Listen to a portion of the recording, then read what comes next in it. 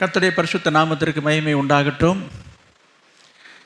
இன்றைக்கு நாம் இந்த ஆராதனையில் ஒரு விசேஷ ஆராதனையாக நம்ம இந்த இடத்துல கூடியிருக்கிறோம். அது என்ன விசேஷம் என்று சொன்னால், இது செப்டம்பர் மாதம் முதல் தேதி இன்றைக்கு முதல் நாள், மாதத்தின் முதல் நாள். அந்த முதல் நாளே ஞாயிற்றுக்கிழமையில் அமைஞ்சிருக்கிறது, ஒரு ஆராதனையாகவும் அமைஞ்சிருச்சு. பொதுவாக முதல் தேதி அன்று அதிகாலையிலே 5 மணிக்கு நம்ம இந்த இடத்துல கூடி வருவோம். ஆண்டுடைய வாக்குத்தத்த வார்த்தைக்காக ஆவலோடு காத்திருப்போம். கர்த்தர் ஒவ்வொரு மாதமும் நல்ல வார்த்தைகளை தந்து நம்மை நடத்தி வருகிறார். எனவே இந்த மாதத்திலும் அதே போல் ஆண்டவர் நமக்கு தந்த வாக்குத்தத்தத்தை அதிகாலையிலே தேடாமல் இன்றைக்கு இந்த ஆராதனையோடு சேர்ந்து அந்த வார்த்தையை ஆண்டவர் உங்களுக்கு கொடுக்கும்படி எனக்கு கொடுத்து அனுப்பியிருக்கிறார். எனவே நாம் அந்த வார்த்தையை இன்றைக்கு நாம் தியானிப்போம். கர்த்தர் இந்த நாளிலே இந்த மாதத்துக்காக நம்முடைய சபைக்கு கொடுத்த அந்த வார்த்தையை நாம் கவனிப்போம். நெகேமியா 2ஆம் அதிகாரம்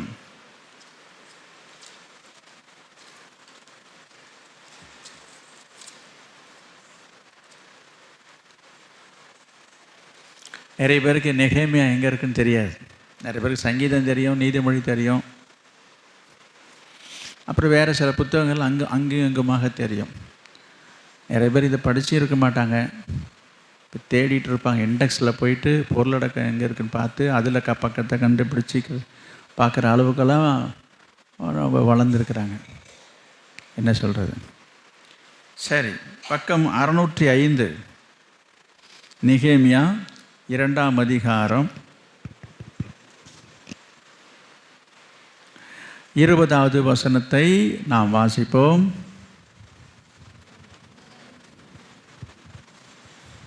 நெகேமியா 2ஆம் அதிகாரம் 20வது வசனம். அதற்கு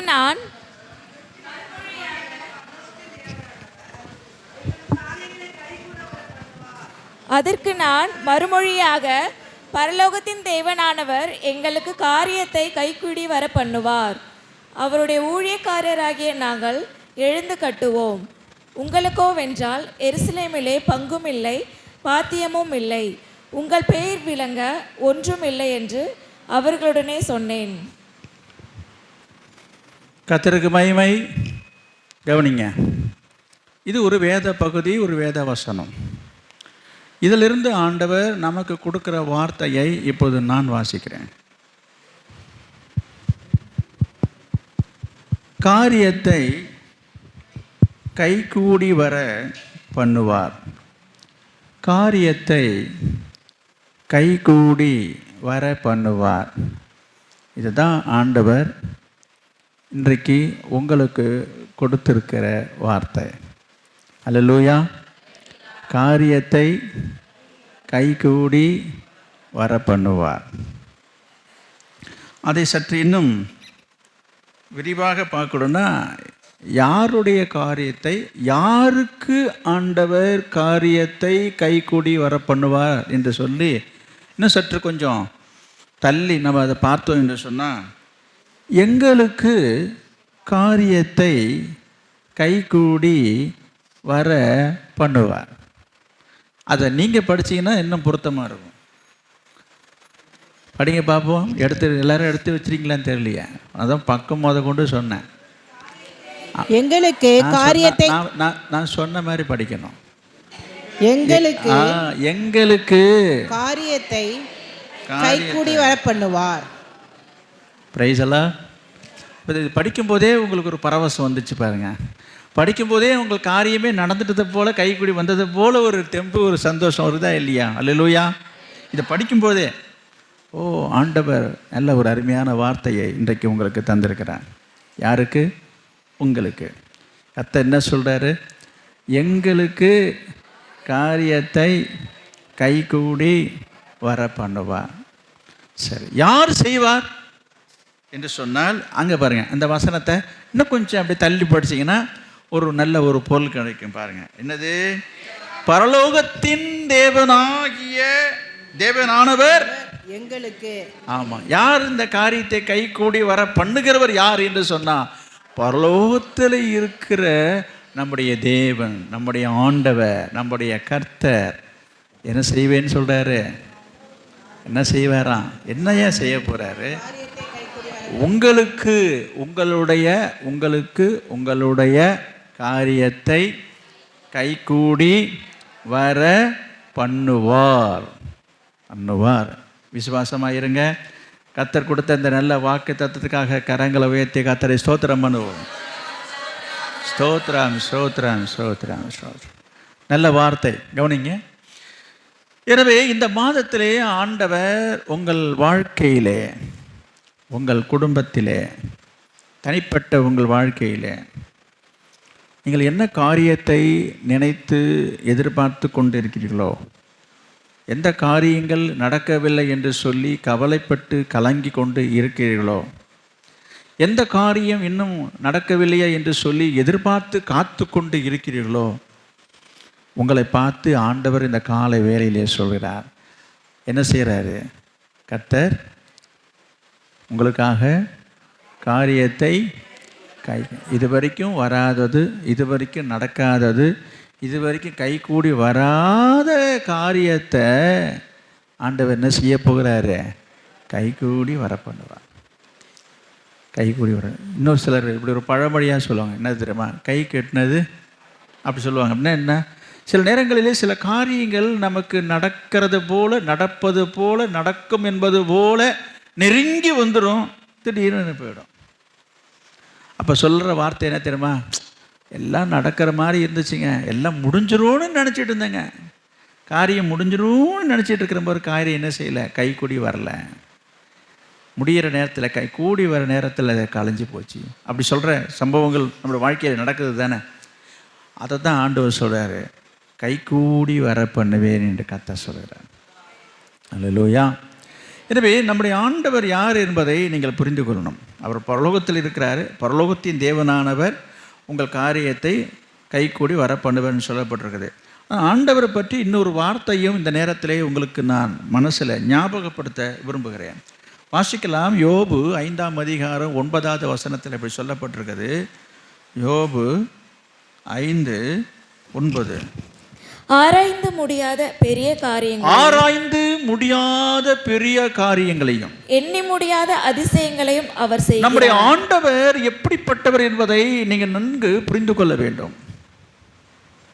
காரியத்தை கைகூடி வர பண்ணுகிற ஆண்டவர் உங்கள் வாழ்க்கையிலே எப்படிப்பட்ட காரியத்தை செய்வாராம்?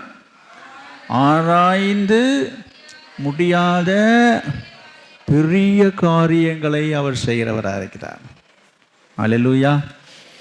அது ஆராய்ந்து முடியாது அப்படின்னு என்று சொன்னால் ஆராய்ச்சி பண்ணுறது. இன்றைக்கி நிறைய பேர் நிறைய காரியங்களை ஆராய்ச்சி செய்கிறார்கள். இது எப்படி விளையுது, இது எப்படி வளருது, இது எப்படி உண்டாகிறது, ரிசர்ச் பண்ணுறதை நான் சொல்கிறேன். அதற்காக PhD பட்டமே கொடுக்குறாங்க. இன்றைக்கி நிறைய பேர் அவங்களுடைய விருப்பப்பட்ட துறையிலே சென்று ஒவ்வொருத்தரும் ஆராய்ச்சி படிப்பு என்று சொல்லி படித்து அதுக்கு டாக்டரேட் பட்டமும் கொடுக்குறாங்க, வாங்குகிறாங்க. ஆனால் ஆண்டவருடைய காரியங்கள் இருக்குது பாருங்க, காரியங்கள் அவர் செய்கிற காரியங்களை என்ன செய்ய முடியாது, நம்மளால் ஒருத்தராலும் ஆராய முடியாது. அது எப்படி நடக்குது, எப்படி நடக்கும், எப்படி செய்வார், அதெல்லாம் உங்களால் ஆராய்ச்சி பார்த்தாலும் ஆராய முடியாது, கண்டுபிடிக்கவே முடியாது. அவர் ஆராய்ந்து முடியாத காரியங்களை அவர் செய்கிறவராக இருக்கிறார். எப்படி நடக்கும் என்பதே தெரியாது, ஆனால் நடக்கும். வேதத்தில் நாம் பார்க்குறோம், அவர் செய்த ஒவ்வொரு காரியங்களையும் பார்க்கும்போது உண்மையாகவே அதை ஆராய்ந்து பார்க்கவே முடியல. என்னது? ஒன்றும் இல்லை, ஒரே ஒரு உதாரணம் நான் சொல்லணும்னா, இஸ்ரவேல் ஜனங்களை மோசே வனாந்திரத்தின் வழியாக வழிநடத்தி கொண்டு வரும்பொழுது, அங்கே பார்வோன் சேனைகள் துரத்தி வரும்பொழுது, எதிரே செங்கடல் இருக்கும் பொழுது, இவங்களெல்லாம் பதறி திகைத்து தவித்து நின்று கொண்டிருக்கும் பொழுது கர்த்தர் சொல்கிறாரு, கவலைப்படாதீங்க, நான் என்ன செய்ய போகிறேன்னு பாருங்கன்னு சொல்லி, என்ன செய்வார்ன்ட்டு தெரியாமல் நீங்கள் இருக்கிறாங்க. கர்த்தர் சொல்கிறார் மோசையை பார்த்து, உன் கையில் இருக்க கோலை இந்த கடலை பார்த்து அப்படி நீட்டு அப்படின்னாரு. அவன் கை கடலை பார்த்து, செங்கடலை பார்த்து நீட்டின உடனே கடல் அப்படியே ரெண்டாக பிளந்தது. கர்த்தர் சொல்கிறாரு, இந்த வழியாக போங்கன்றார். இது ஒரு நடந்த சம்பவம், நம்ம வாசித்து நமக்கு தெரிஞ்சிருக்கோம். என்ன சொல்ல வரே, இது நம்ம எல்லாம் என்ன செய்ய முடியல, இன்னும் ஆராய்ச்சி பண்ணலாம் கூட. தண்ணி அப்படி ரெண்டு பக்கமும் மதிலாக நின்றது என்று சொல்லி வேதத்தில் எழுதியிருக்குது. நிற்குமா? கொஞ்சம் யோசிப்பாரு. அணை கட்டாமல், மதில் கட்டாமல், அந்த தண்ணியே மதில் போல் நிற்குதுன்னா இதெல்லாம் நம்மளால் ஆராயிற விஷயமா என்ன? அவர் ஆராய்ந்து முடியாத பெரிய காரியங்களை செய்கிறவர். நிறைய இப்படி இது போல நிறைய காரியங்களை சொல்லிக்கிட்டே போகலாம். ஆண்டோடைய செயலெலாம் நீங்கள் ஆராய்ச்சி பண்ணியெல்லாம் கண்டுபிடிக்க முடியாது. சரி, போகட்டும்.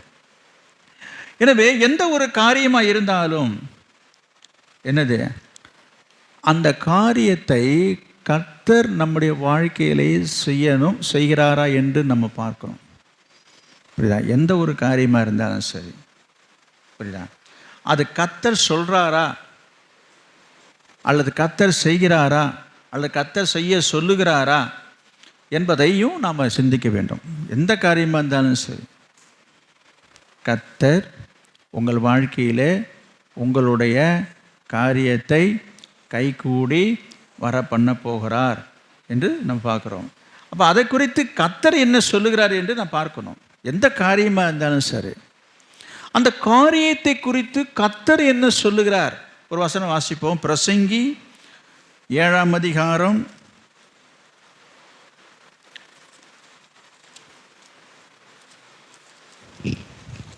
8வது வசனம். ஒரு காரியத்தின் துவக்கத்தை பார்க்கிலும், ஒரு காரியத்தின் துவக்கத்தை பார்க்கிலும் அதன் முடிவு நல்லது, அதன் முடிவு நல்லது. போதும், கவனிங்க.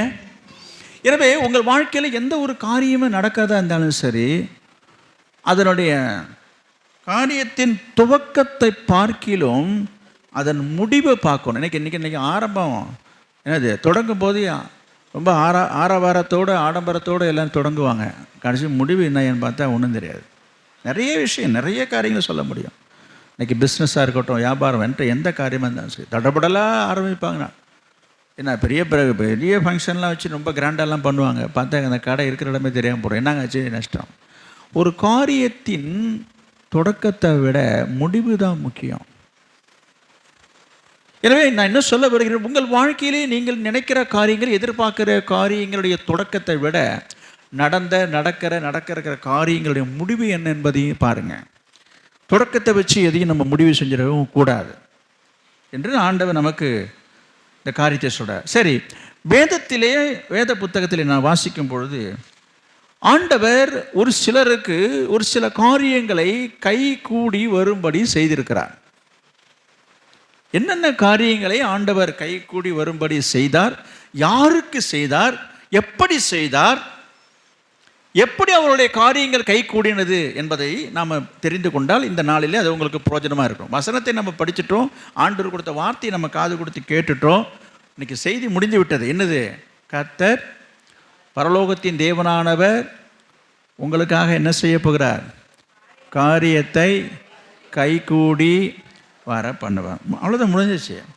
இப்போ அது என்ன காரியம், எப்படி கூடி வரும்படி செய்வார், அதை யாருக்கெல்லாம் செய்வார். என்னங்க எங்களுக்குன்னு படிக்க சொல்லிட்டு அப்புறம் யாருக்குன்னு ஒரு கேள்வி கேட்குறீங்களே, அப்படி ஒரு கேள்வி வரும் தான் இல்லையா? பார்க்கலாம். நான் வேதத்தில் யாருக்கெல்லாம் நடந்திருக்கிறது என்பதை நாமும் தெரிந்து கொண்டால்தான் நமக்கு அப்படி நடக்கும் என்கிறதான ஒரு நம்பிக்கையும் விசுவாசமும் எதிர்பார்ப்போம் நமக்குள்ள வலுப்பெறும். பிரியமானவர்களே, அதையும் நம்ம பார்க்கலாம். வேதத்தில் நான் பார்க்கும்போது ஒரு 4 காரியங்கள் நிறைய இருக்கிறது, இருந்தாலும் எல்லாவற்றையும் சொல்ல முடியாது. ஒரு 4 காரியங்களை பார்க்கலாம், என்னென்ன காரியங்கள் நடந்தது என்று சொல்லி. ஆதியாகமம் 24ஆம் அதிகாரம்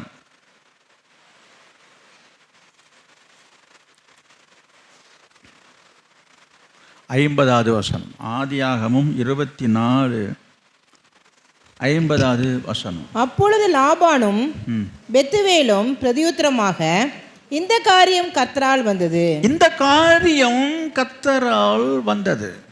நான் பிற்பாடு விரிவாக சொல்கிறேன். இந்த காரியம், இது எந்த காரியம் என்று சொன்னால், இது ஒரு திருமண காரியம். வேதத்தில் பார்க்குறோம், இந்த காரியம் ஆமாம் கர்த்தரால் வந்தது என்று எழுதப்பட்டிருக்குதே, அது ஒரு திருமண காரியம். அந்த திருமண காரியத்தை ஆண்டவர் எப்படி கை கூடி வர பண்ணினார் என்பதை நான் பின்னாடி சொல்கிறேன். அதுக்கப்புறம் இது ஒரு முன்னுரையாக நான் உங்களுக்கு சொல்லி கொண்டு வருகிறேன்.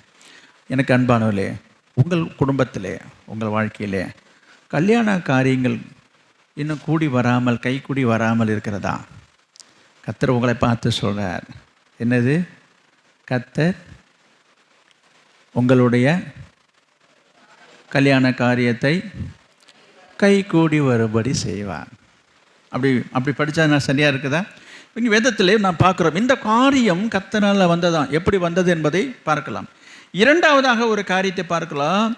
2 சாமுவேல் 7ஆம் அதிகாரம் 21வது வசனம். 2 சாமுவேல் 7ஆம் அதிகாரம் 21வது வசனம். உம்முடைய வாக்குத்தத்தத்தின் நிமித்தம் உம்முடைய சித்தத்தின்படியேயும் இந்த பெரிய காரியங்களை எல்லாம் உமது அடியானுக்கு அறிவிக்கும்படிக்கு தயவு செய்தீர். என்ன காரியம்? தாவீதினுடைய வீட்டுக்கார்.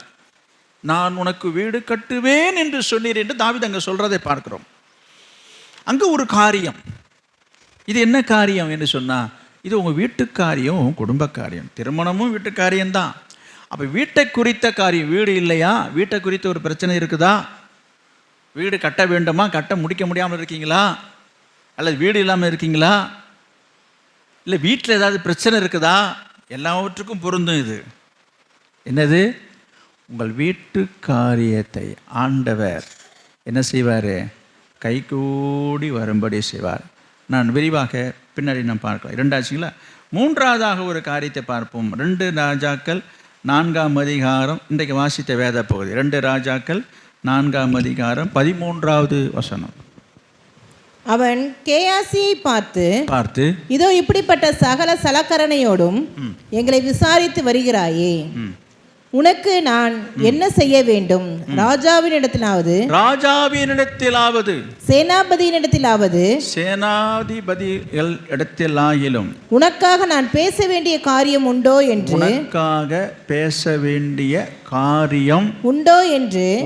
என்று அவளை கேள் என்றான். நான் சொல்ல வந்தது என்ன?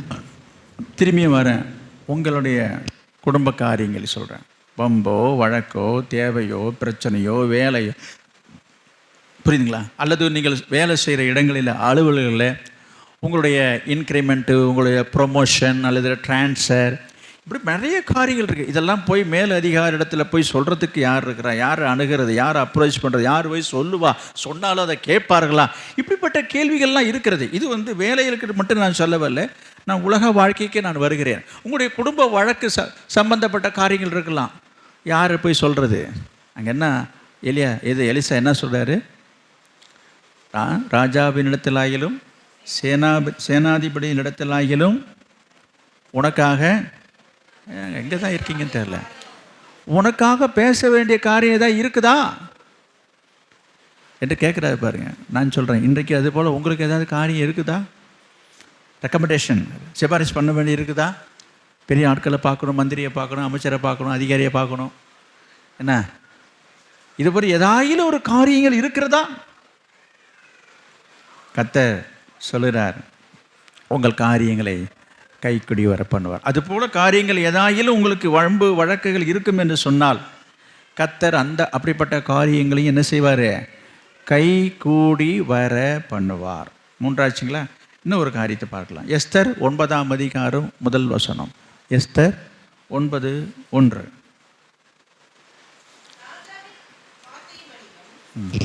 அவனுடைய கட்டளையின்படியும் செய்யப்படுகிறதற்கு ஆதார் மாதம் என்கிற 12ஆம் மாதம் 13ஆம் தேதியிலே யூதரின் பகைஞர் அவர்களை மேற்கொள்ளலாம் என்று நம்பினார்களே, அந்த நாளிலே தானே யூதரானவர்கள் தங்கள் பகைஞரை மேற்கொள்ளும்படிக்கு காரியம் மாறுதலாய் முடிந்தது. நான் சொல்கிறேன், காரியம் மாறுதலாய் முடிந்துச்சு. காரியம் மாறுதலாக முடிஞ்சிச்சு. இப்படி சொல்கிறோம்ல, இப்படி நடக்கும் நாங்கள் நினைக்கவே இல்லைங்க, இப்படி நடக்கும் நாங்கள் எதிர்பார்க்கவே இல்லைங்க, ஏன்னா இப்படி நடந்து போச்சுங்க, நான் இப்படி நடக்கும்னு நினச்சேன், இப்படி நடந்துச்சு. காரியம் மாறுதலாக முடிகிறது. உன் வாழ்க்கையில், உன் குடும்பத்தில், புரியுதா? நீ என்ன நடக்கும் என்று எதிர்பார்த்து நீ பயந்து கொண்டு இருக்கிறாயோ, எதை குறித்து நீ கவலைப்பட்டு கொண்டு இருக்கிறாயோ, எதை குறித்து கலங்கி கொண்டிருக்கிறாயோ, இப்படி நடந்துருமோ, இப்படி ஆயிடுமோ, இப்படி நீ செஞ்சிருவாங்களோ என்று எதை குறித்தாகிலும் நீ கவலைப்பட்டு கொண்டிருந்தாலும் இந்த கால வேளையில் கர்த்தர் உங்களை பார்த்து சொல்கிற வார்த்தை என்னவென்று சொன்னால், நீங்கள் நினைக்கிற மாதிரி நடக்காது. காரியம் எப்படி நடக்க போகுது? அது மாறுதலாக முடிஞ்சிடும். அது மாறுதலாக முடிய தான் போகுது. இதை பற்றி நான் உங்களுக்கு விளக்கமாக சொல்கிறேன். இப்படி 4 காரியங்களை இந்த வேதத்தில் நடந்ததை நான் சொல்ல வருகிறேன். அப்போ கர்த்தர் இவருக்கெல்லாம் காரியத்தை என்ன பண்ணுறார்? வாய்க்க பண்ணிட்டு இருக்கிறார். காரியங்களை கைகூடி வர பண்ணியிருக்கிறாராம். கைகூடி வர பண்ணியிருக்கிறாராம். எப்படி என்று சொல்லி பார்க்கும்போது அந்த முதல் 4 குறிப்புகளையும் நான் திரும்பவும் இப்போது உங்கள் நினைவுக்கு நான் கொண்டு வருகிறேன். இங்கே பாருங்கள், முதல்ல ஒரு காரியத்தை பார்த்தோம், ஒரு கல்யாண காரியத்தை பற்றி பார்த்தேன். இந்த காரியம் கர்த்தரால் வந்தது என்று சொல்லி பார்த்தோம். எந்த காரியம், யார் வீட்டு காரியம், யார் இப்படி சொல்கிறது என்று சொல்லி பார்த்தா எல்லாம் எடுத்து வாசித்தா நிறைய நேரம் ஆகிடும். நானே உங்களுக்கு சுருக்கமாக சொல்லிவிடுவேன். ஆபிரகாமுடைய மகன், ஒரே மகன் ஈசாக்குக்கு திருமணம் செய்ய வேண்டிய வயது வந்த பிற்பாடு தன் வீட்டு வேலைக்காரர்களிலே நல்ல அனுபவம் உள்ள மூத்த ஊழியக்காரனாகிய எலியேசரை அழைத்து ஆபிரகாம் சொல்கிறாரு, என் பையனுக்கு என்ன செய்யணும், நல்ல ஒரு பொண்ணு ஒன்று பார்த்து கல்யாணம் பண்ணி வைக்கணும்னு சொல்லி அவன்கிட்ட இன்ன மாதிரி இப்படிலாம் பார்க்கணுன்னு சொன்னவனே அவன் எஜமானுடைய வார்த்தைக்கு கீழ்ப்படிந்து அவன் தேசம் விட்டு ஊரை விட்டு போய் ஒரு ஊருக்கு போய் என்ன செய்கிறான், பெண் கொள்ளும்படியாக. ஐயோ, அப்படி நம்மளை நம்பி இப்படி ஒரு பெரிய பொறுப்பை கொடுத்துட்டாரே, நான் நல்ல ஒரு பெண்ணை பார்க்கணுமே என்று சொல்லி அவனுக்கு ஒரு பயம், ஒரு பதட்டம் இருந்துச்சு. நம்ம நம்பிக்கையை காப்பாற்றணுமேன்ற ஒரு பயம்தான், வேற ஒன்றும் இல்லை. அப்படிப்பட்ட ஒரு சூழ்நிலையில் எலியேசர் என்ன செய்கிறார் என்று சொன்னால், அங்கே ஒரு ஜெபம் பண்ணுகிறதை நாம் இங்கே பார்க்குறோம். 24ஆம் அதிகாரம், ஆதியாகமம் 24ஆம் அதிகாரம், அதில் 12வது வசனம். என் எஜமானாகிய ஆபிரகாமுக்கு தேவனாயிருக்கிற கர்த்தாவே, இன்றைக்கு நீர் எனக்கு காரியம் சித்திக்க பண்ணி என் எஜமானாகிய ஆபிரகாமுக்கு தயவு செய்தரலும். பாருங்க, ஒவ்வொரு காரியங்களையும் கைகூடி வர பண்ணுவதற்கு முன்னதாக அங்கு நடந்த அல்லது நடக்கிற ஒரு காரியத்தையும் நீங்கள் கவனித்து பார்ப்பீர் என்று சொன்னால் அதற்கு ரொம்ப ரொம்ப ரொம்ப ரொம்ப ரொம்ப ரொம்ப அவசியமும் முக்கியமானது ஒன்று என்று சொன்னால் ஜெபம். இந்த ஜெபந்தான் அவருடைய வாழ்க்கையிலே காரியங்களை கைகூடி வர பண்ணியிருக்கிறது என்பதை நான் சொல்லுவேன். இங்கே எலியேசர் ஒரு ஜெபம் பண்ணுகிறார். என்ன ஜெபம் பண்ணுறார் அவரு? நீர் எனக்கு காரியம் சித்திக்க பண்ண வேண்டும் அப்படின்னு சொல்லி ஜெபம் பண்ணிட்டு அடுத்ததாக என்ன சொல்றாரு, அவர் வேண்டிக்கிறாரு. என்ன வேண்டிக்கிறாரு படிங்க. இதோ நான் இந்த தண்ணீர் துறவண்டையிலே நிற்கிறேன், இந்த ஊராருடைய பெண்கள் தண்ணீர் மொல்ல புறப்பட்டு வருவார்களே, நான் குடிக்க உன் குடத்தை சாய்க்க வேண்டும் என்று நான் சொல்லும்போது குடி என்றும் ஒட்டகங்களுக்கு குடிக்கும்படி வார்ப்பேன் என்றும் சொல்லும் பெண் எவளோ அவளே நீர் உம்முடைய ஊழியக்காரனாகிய ஈசாக்குக்கு நியமித்தவளாய் இருக்கவும் என் எஜமானுக்கு அனுக்கிரகம் செய்தீர் என்று நான் அதனாலே அறியவும் செய்தரலும் என்றான். கவனிங்க, இங்க ஒரு உண்மையான ஜெபத்தை பார்க்கிறோம். என்ன உண்மையான ஜெபம் என்று சொன்னால், இவன் நினைத்த, இவன் வேண்டிக் கொண்ட, இவன் விரும்பின, இவன் எதிர்காத்த இந்த காரியம் கைகூடி வருவதற்கு காரணமாக இருந்தது இந்த ஜெபம் என்பதை நான் உங்களுக்கு சொல்ல வருகிறேன். என்ன ஜெபம் பண்ணான்னு சொன்னால், இப்படி ஒரு ஜெபம் பண்ணுறார். அந்த ஊருக்கு போயிட்டு, ஆண்டவரே நான் எந்த பொண்ணை தேடுறதுன்னு தெரியலையே, எல்லாம் பொண்ணுங்களாக தான் இருக்குது, நல்ல பொண்ணு எதுன்னு தெரியாத. அதனால் அவர் கண்களை மூடி வேண்டிக்கிறாரு. என்ன வேண்டிக்கிறாருன்னா, இங்கே இருக்கிற இந்த பெண்களில் எந்த பெண்ணு நான் சொல்லாமல், நான் கேட்காம, நான் பேசாமல் தானாகவே என்னை பார்த்து, அவர் கூட ஒரு 10 ஒட்டகம் வந்துருக்குது, இந்த ஒட்டகங்களுக்கும் என்ன செய்யணும், தண்ணி கொடுக்குறேன்னு தானாக வாயை திறந்து எந்த பொண்ணு சொல்லுதோ அந்த பொண்ணு தான் யாருக்கு, ஈசாக்கு ஏற்ற பொண்ணுன்னு அவராகவே தீர்மானம் பண்ணிக்கிட்டார்.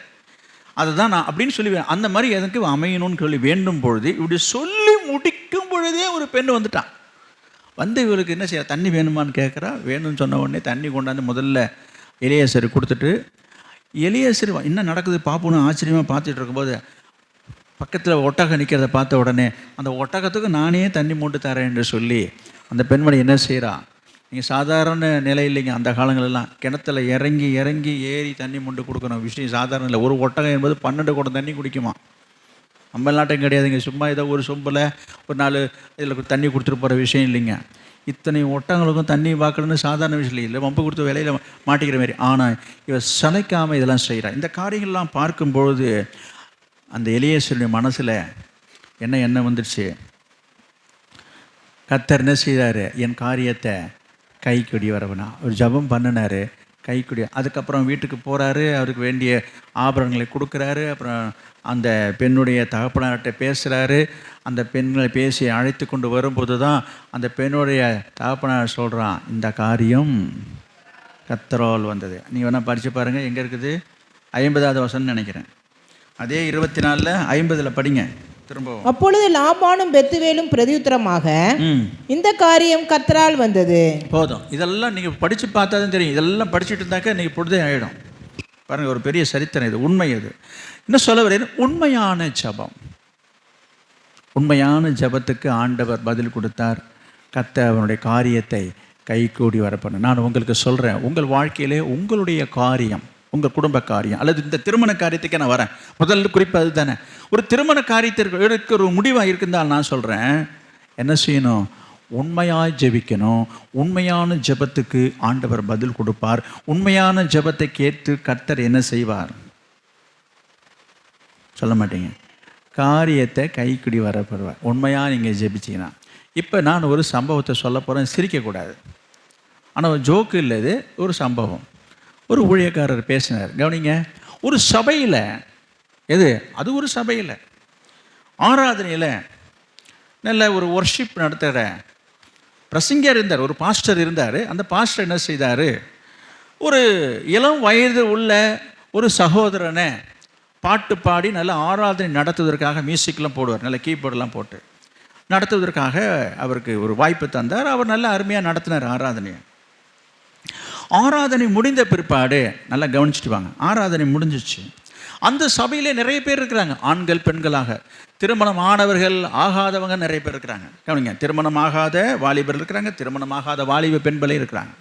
அதில் ஒரு வாலிப பிள்ளை என்ன பண்ணுச்சு, ஆராதனை எல்லாம் முடிஞ்சு எல்லாம் போகும்போது இந்த பிரதர், எந்த பிரதர், அந்த ஆராதனை ஒர்ஷிப் நடத்தினாரா கீபோர்டெல்லாம் போட்டு, அவர்கிட்ட போய் இங்கே பாருங்க, என்னது அவர் யார், பேர் சொல்ல, நான் பேரை கேட்கல, யார் அவர், யாருங்க, பிரதருங்க. நான் பிரதர் தானே சொல்லிகிட்டே வரேன். இங்கே பாருங்க, பிரைஸ் லார்ட் பிரதர், யார், அந்த பெண்ணு. இங்கே பாருங்க, யார், பிரதர், பிரைஸ் லார்ட் பிரதர், ஸ்தோத்திரம் பிரதர். இங்கே ஆராதனை முடிஞ்ச பிற்பாடு, ஆராதனை நேரத்தில் நான் கண்ணை மூடி ஜெபம் பண்ணிகிட்டு இருக்கும் பொழுது கர்த்தர் உங்களை தான் எனக்கு காமிச்சாரு. கேட்டுகிட்டே வாங்க, கர்த்தர் என்ன பண்ணார்? உங்களை தான் காமிச்சாரு. கர்த்தர் என்கிட்ட சொன்னார், நீ முடிஞ்சதும் போய் நீ சொல்லுன்னாரு. நீங்கள் ஜெபம் பண்ணி சொல்லுங்க, சொல்லுங்க பிரதரு. நல்லா கவனிக்க மாட்டீங்களே, நீங்கள் ஜெபம் பண்ணி சொல்லுங்க பிரதர். அந்த பிரதர் என்ன சொன்னாருன்னு சொல்லட்டுமா? அவர் சொன்னார், நான் வீட்டில் கேட்டு சொல்கிறேன் அப்படின்னாரு. நல்லா கவனிக்கண்ணா, இது ஒன்றே வீட்டில் கேட்டா, ஜெபம் பண்ணி சொல்லுங்கன்னு சொல்கிறேன் அப்படின்னாரு. இந்த அம்மா, இந்த பொண்ணு என்ன சொல்லிச்சு? இது கண்ணை மூடிச்சான், இது ஜெபம் பண்ணிச்சான், கண்ணில் காமிச்சு தான் ஆண்டவர் சொன்னாராம், இது ஜெபத்தில் ஆண்டவர் சொல்லிவிட்டாராம். அதனால் நீங்கள் என்ன செய்யணும்? இப்போ நீங்கள் தான் இப்போ என்ன பண்ணணும்? நீங்கள் ஜெபம் பண்ணி எனக்கு பதில் சொல்லணுன்றது இந்த பெண்மணியுடைய எதிர்பார்ப்பாக இருக்குது. நல்லா கவனிச்சு வரீங்களான்னு தெரில.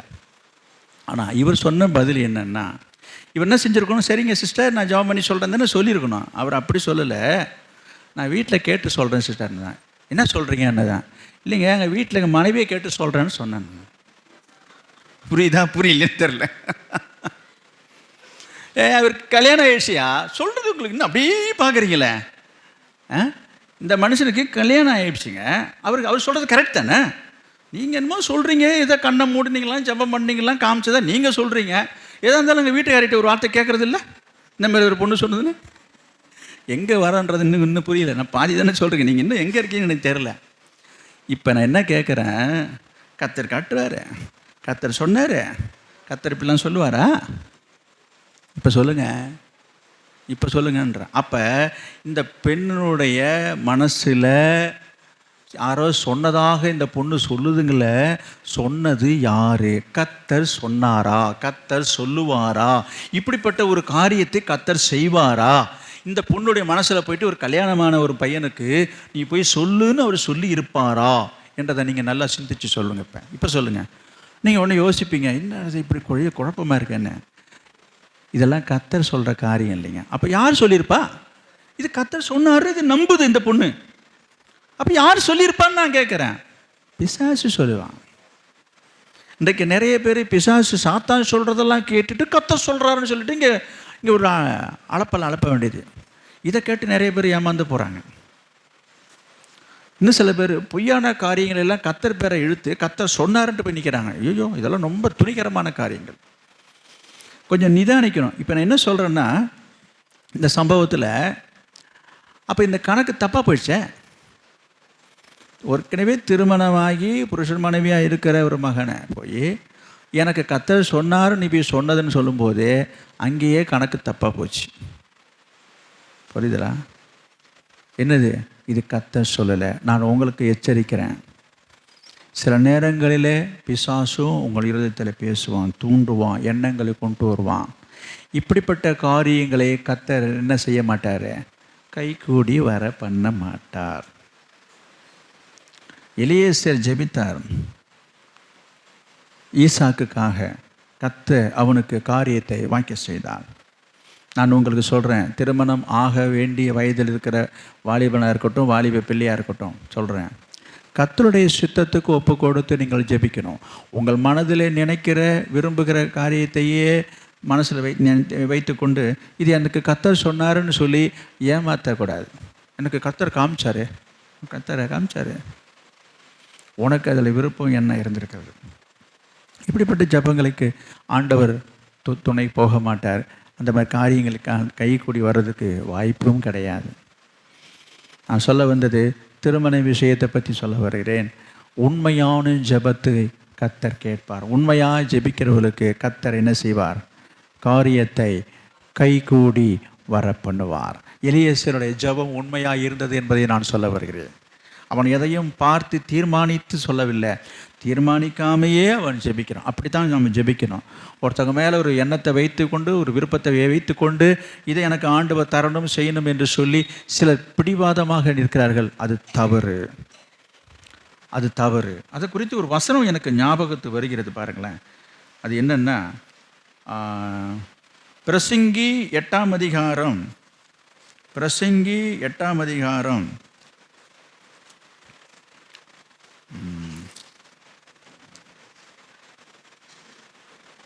3வது வசனம்.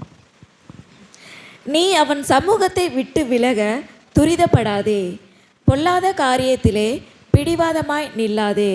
கவனிங்க, பிடிவாதமாய் நில்லாதே. எதுல? பொல்லாத காரியத்திலே பிடிவாதமாய் நில்லாதே. இன்னைக்கு நிறைய பேர் நான் நினைச்சது தான் நடக்கணும், நான் சொல்கிறது தான் நடக்கணும், அதெல்லாம் அப்படி தான் செய்வேன். பிடிவாதம். இதெல்லாம் சரியா? இதெல்லாம் சரியா நான் கேட்குறேன். நிறைய பேர் தவறான காரியங்களில் தவறான ஒரு முடிவு எடுத்துக்கிட்டு முடியவே முடியாது, இதை தான் நான் செய்வேன், இதை தான் நான் கட்டுவேன், இதை தான் பண்ணுவேன், அதை தான் செய்வேன்னு சில பேர் சொல்கிறாங்களே. வசனம் என்ன சொல்லுது பாருங்க, பொல்லாத காரியத்திலே பிடிவாதமாய் நில்லாத. பிடிவாதம் பண்ணாத. கர்த்தருடைய சித்தத்துக்கு விட்டு கொடு, கர்த்தருடைய சித்தத்துக்கு ஒப்பு கொடு. அதனால் பிடிவாதமாக ஒரு காரியத்தை பிடிச்சி தொங்கிக்கிட்டு என்னது, கர்த்தர் காரியத்தை கைகூடி பண்ணுவாரா? பண்ண மாட்டார். கைகூடி பண்ண மாட்டார். அதனால் உண்மையாய்க்க ஜெபிக்கிற ஜபங்களுக்கு கர்த்தர் என்ன செய்வார்? காரியத்தை வாய்க்க பண்ணுவார். அடுத்தது இரண்டாவதாக ஒரு காரியத்தை பார்ப்போம்.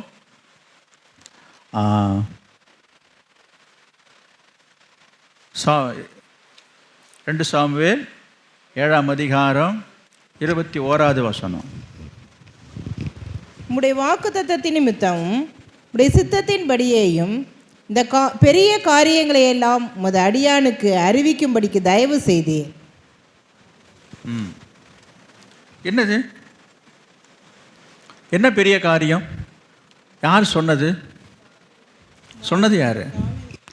தாவீதுக்கு சொன்னது யாரு? நீங்கள் இன்னும் இதுக்கு மேலும் சில வசனங்களை வாசித்தா, கர்த்தர் நாத்தானவேலை பார்த்து இந்த தாவீதிட்ட போய் தாவீதிடத்தில் என்னென்ன காரியங்கள்லாம் சொல்லணும் என்று சொல்லி நாத்தான் என்கிற தீர்க்கதரிசி தாவீதை பார்த்து சொன்னதுக்கு பிற்பாடு அதுக்கு தாவீது சொன்ன பதில் தான் இப்போ நீங்கள் வாசித்த அந்த வார்த்தை. அப்போ என்ன சொல்கிறாரு? நாத்தான் மூலமாக கர்த்தர் தாவீதோடு பேசுகிறார். பேசின அந்த காரியங்களை, அந்த வார்த்தைகளை தாவீது காது கொடுத்து செவி கொடுத்து கவனமாக கேட்டுக்கொண்டான். செவி சாய்த்து கேட்ட பிற்பாடு அவன் சொன்ன வார்த்தை தான் இது. நான் எம்மாத்திரம், என் வீடு எம்மாத்திரம், தேவரீர் என்னை இதுவரைக்கும் என்னை கொண்டு வந்தீரே என்று சொல்லி அதற்கு அவன் பதில் சொல்கிறான். இந்த காரியத்தையெல்லாம் சொல்கிறதுக்கு நான் எம்மாத்திரேன் என்று சொல்லி தன்னை தாழ்த்துகிற ஒரு காரியத்தை எங்கள் பார்க்குறோம். என்ன சொல்ல வருகிறேன்? ஆண்டவர் தாவீதை பற்றியும் தாவீதனுடைய குடும்பத்தை பற்றியும் தாவீதனுடைய வம்சத்தை பற்றியும் அவனுக்கு பிற்பாடு யார் அங்கே ராஜ்யபாரம் வரப்போகிறார் என்றதை பற்றி இந்த காரியங்கள்லாம் திட்டவட்டமாக தெளிவாக அங்கே சொல்லுகிறத தான் நாங்கள் விவரமாக விளக்கமாக நாம் படிக்கிறோம் பார்க்கிறோம். அதை தான் தாவீது சொல்கிறேன், அப்படி இவ்வளோ காரியத்தை ஆண்டவர் என்கிட்ட பேசுகிறாரா, என்னை பார்த்து இப்படிலாம் சொல்கிறாரா என்று சொல்லி அவர் ரொம்ப ஆச்சரியப்பட்டு அசந்து போய் தான் அவர் சொல்கிறார். தாவீது என்னது அவருடைய குடும்ப காரியம், அவர் வீட்டு காரியங்கள். நான் உங்களுக்கு சொல்கிறேன், உங்கள் வீட்டு காரியம் என்னவாகும், உங்கள் வீட்டுக்காரியம் என்னவா நடக்கும், என்ன நடக்க போகுது, இப்படிலாம் நடக்கும் என்று சொல்லி உன் வீட்டை குறித்து, உன் பிள்ளைகளை குறித்து, உன் பிள்ளைகளுடைய எதிர்காலத்தை குறித்து, வருங்காலத்தை குறித்து, உன் குடும்பத்தை குறித்து பலவிதமான எண்ணங்களோடு கலக்கத்தோடு குழப்பத்தோடு இங்கே நீங்கள் அமர்ந்து கொண்டிருக்கலாம். நான் சொல்கிறேன், தாவீதுக்கு சொன்னது போல கர்த்தர் உங்களுக்கும் சொல்லுவார், உங்களோடும் பேசுவார், உங்கள் காரியத்தை ஆண்டவர் உங்களுக்கு வெளிப்படுத்துவார். அதே சமயம் கவனிங்க, அவர் சொல்லுகிறதை நீங்கள் கேட்கணும். யார் சொல்கிறதை யார் கேட்கணும்? தாவீது கர்த்தர் சொன்னதை கர்த்தருடைய தீர்க்கதரிசியாக இருந்த கர்த்தருடைய ஊழியக்காரனாகிய நாத்தான் சொன்ன வார்த்தைகளை காது கொடுத்து கேட்டான். நான் உங்களுக்கு சொல்கிறேன், உங்கள் காரியங்கள் கைகூடி வர வேண்டும் என்று சொன்னால் கர்த்தருடைய வார்த்தைக்கு நீங்கள் செவி கொடுங்கள். கர்த்தருடைய வசனத்துக்கு கர்த்தர் உங்களோட பேசும்போது இப்போ கேட்கிற இந்த வார்த்தையை நீங்கள் கவனமாக காதில் நீங்கள் கேட்டால் தான் உங்கள் காரியங்கள் வாய்க்கும். பிரியமானவர்களே, கர்த்தர் இன்றைக்கு ஊழியக்காரர்கள் மூலமாக இந்த பிரசங்கத்தின் மூலமாக ஆராதனை செய்தியின் மூலமாக உங்களோடு பேசுகிறார் என்று சொன்னால் அதை நீங்கள் கவனித்து முதல்ல கேட்கணும். இன்றைக்கு நான் பேசி கொண்டிருக்கும் போதே தூக்கி கொண்டிருப்பதோ வேடிக்கை பார்ப்பதோ வேற எதையோ சிந்தித்து கொண்டிருந்தா உங்களுக்கு ஒரு காரியமும் வாய்க்காது. ஒரு வசனம் பார்க்கலாம். அதற்காக நீதிமொழிகள் 8ஆம் அதிகாரம் 6வது வசனம். நீதிமொழிகள் 8:6.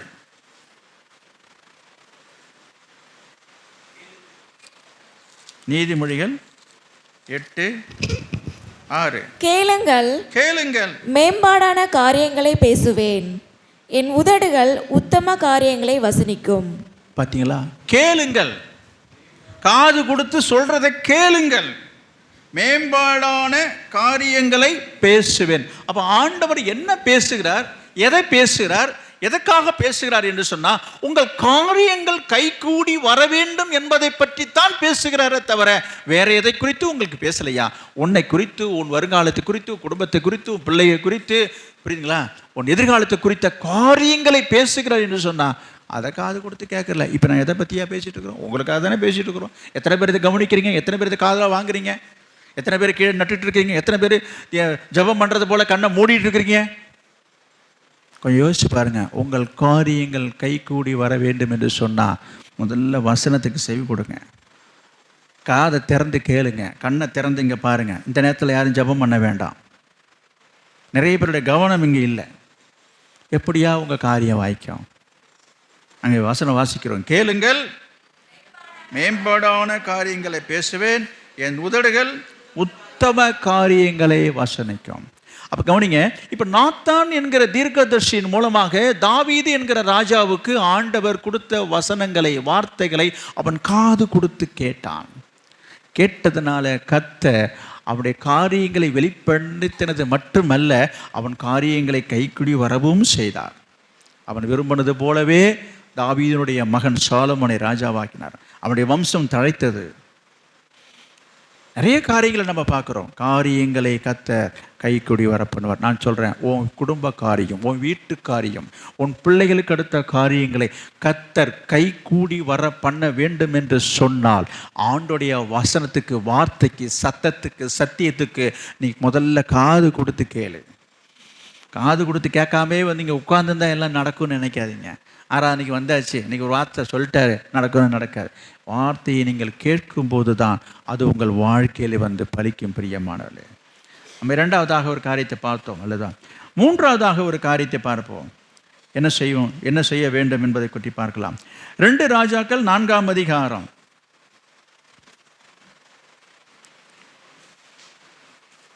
2 ராஜாக்கள் 4ஆம் அதிகாரம் 13வது வசனம். அவன் கேயாசியை பார்த்து, இதோ இப்படிப்பட்ட சகல சலக்கரணையோடும் எங்களை விசாரித்து வருகிறாயே, உனக்கு நான் என்ன செய்ய வேண்டும்? ராஜாவினிடத்திலாவது சேனாபதியினிடத்திலாவது உனக்காக நான் பேச வேண்டிய காரியம் உண்டோ என்று அவளை கேள் என்றான். அதற்கு அவள், என் ஜனத்தின் நடுவே நான் சுகமாய் குடியிருக்கிறேன் என்றாள். கவனிங்க, இங்கு ஒரு காரியத்தை ஆண்டவர் செய்கிறார். இதை வேதத்தை ஏற்கனவே வாசித்தவருக்கு இந்த சம்பவம் என்ன என்றது உங்களுக்கு புரியும். புரியுதா? எலிசா என்கிற தீர்க்க தரிசனுடைய வாழ்க்கையிலே ஆண்டவர் செய்த மகத்தான காரியங்களிலே இதுவும் ஒன்று. அதில் ஒரு சம்பவத்தை தான் இன்றைக்கு உங்களுக்காக, உங்கள் வசதிக்காகவே நான் அந்த வேத பகுதியாகவே நான் அதை வாசிக்க வைத்தேன், சற்று உங்களுக்கு விளங்கட்டும் என்பதற்காக. இங்கு ஒரு காரியத்தை ஆண்டவர் வாய்க்க இவர்கள் கேட்கிறார்கள். உனக்காக என்ன கேட்குறாங்க, எதற்காக கேட்குறாங்க, எதனால் கேட்குறாங்க என்பதையும் நம்ம பார்க்கணும். என்னவென்று சொல்லி பார்த்தால், எலிசா அந்த ஊருக்கு போயிருக்கிறான். எந்த ஊருக்கு போயிருக்கிறான்? எந்த ஊருக்கு? அங்கே இருக்கு பாருங்க, சூனே முக்கு. அந்த ஊரு பேரு சூனே. சூனேமுக்கு என்கிற ஒரு ஊருக்கு போயிருக்கிறான். அந்த ஊரில் யார் இருக்கிறான்? ஜனங்க இருக்கிறாங்க. அந்த ஜனங்கள் மத்தியில் யார் இருக்கிறான்? யார் இருக்கிறான்னு போட்டிருக்கு. எங்க பேரே இல்லைங்க, பேரே இல்லை. சூனேமியால்ன்றது என்னன்னா, இங்கே பாருங்க, சூனேமியால்ன்றது அந்த ஊர் பேரை சில பேர் சொல்லி கூப்பிடுவாங்க. தெரியுமா உங்களுக்கு? எப்படி? இப்போ திருக்கலப்புறேன், திருக்கலப்புறேன், அவருக்கு பேர் உண்டுங்க. இருக்கணும். இப்போ நிறைய இங்கே இருக்கீங்க, சின்ன இருக்கணும், பெரிய இருக்கணும். கவனிங்க, பேர் அது கிடையாது. அந்த ஊர் பேரை சொல்லி நம்ம சொல்கிறது உண்டு தானே. ஓ இவரா சாத்துப்பாடிக்கார் தானே இவரு? ஓ இல்லை இல்லை இல்லை, விளக்கப்பாடியார் அப்படின்னு ஒருத்தர் இருந்தார். நிறைய காரியங்கள் நான் சொல்ல முடியும். நான் சொல்கிறது புரியுதா உங்களுக்கு? அதுபோல் இந்த அம்மாவுடைய பேர் இங்கே எழுதப்படலை. அந்த ஊருடைய பெயரை சொல்லி அந்த பெண்ணுடைய காரியம் சொல்ல. அவள் சூனேமியால் என்பது பேர் அல்ல. சரி போகட்டும். அந்த ஊரில் இந்த பெண்மணினுடைய அம்சம் என்ன? இந்த பெண்ணை பற்றி என்ன சொல்லியிருக்கு பாருங்க. கனம் பொருந்தி என்று சொன்னால் ஒரு 85 கிலோ, ஒரு 90 கிலோ வெயிட் உள்ள ஒரு பெரிய, நான் நினைக்கிறேன். அப்படியா? கனம் பொருந்திய என்று சொல்லும் போது சாதாரணமாகவே நிறைய பேர் 70, 75, 80 வரைக்கும் வெயிட் போட்டுடுறாங்க. ஆண்களும் இருக்கிறாங்க, பெண்களும் இருக்கிறாங்க. இந்த விஷயத்தில் ஆண்களை விட பெண்கள் போட்டி போட்டு கொண்டு இருக்கிறார்கள். உங்களை விட நாங்கள் மிஞ்சணும் என்று சொல்லி வெயிட் போடுறத சொல்கிறேன். பார்க்குறோம். இது அதை குறித்து சொல்லலைன்னு நான் சொல்ல வரேன். கனம் பொருந்தி என்று சொன்னால் அப்போ ரொம்ப அதிகமாக கனமாக இருப்பாங்களோ? ஐயா அது இல்லையா, மதிப்புக்கும் மரியாதைக்கும் உரியவர் ஒரு பெண்மணி. அங்கதான் அந்த ஊரிலேயே எல்லாரும் அந்த பெண்ணை என்ன செய்வாங்களாம், ரொம்ப ஏன்னா அப்படிப்பட்ட ஒரு வசதி படைத்த ஒரு குடும்பம், ஒரு மரியாதைக்கு உரிய குடும்பத்தில் இருக்கிற ஒரு பெண்ணு. அவள் பேர் அங்கே எழுதப்படலை.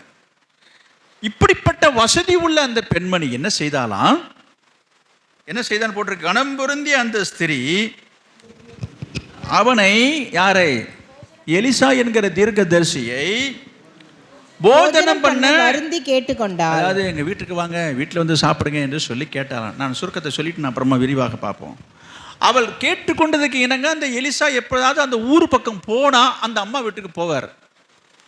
புதிய ஏற்பாட்டில் இயேசுநாதர் மார்த்தாள் வீட்டுக்கு போகிறது போல எப்போ அந்த ஊருக்கு போனாலும் மார்த்தா வீட்டுக்கு போயிடுவார்னு சொல்லி பைபிளில் எழுதியிருக்குது. அந்த மாதிரி அந்த ஊர் பக்கம் போகும்போதெல்லாம் அந்த எலிசா என்ன செய்வார், சுனேமுக்கு போகும்போதெல்லாம் அந்த அம்மா வீட்டுக்கு தான் போவார்.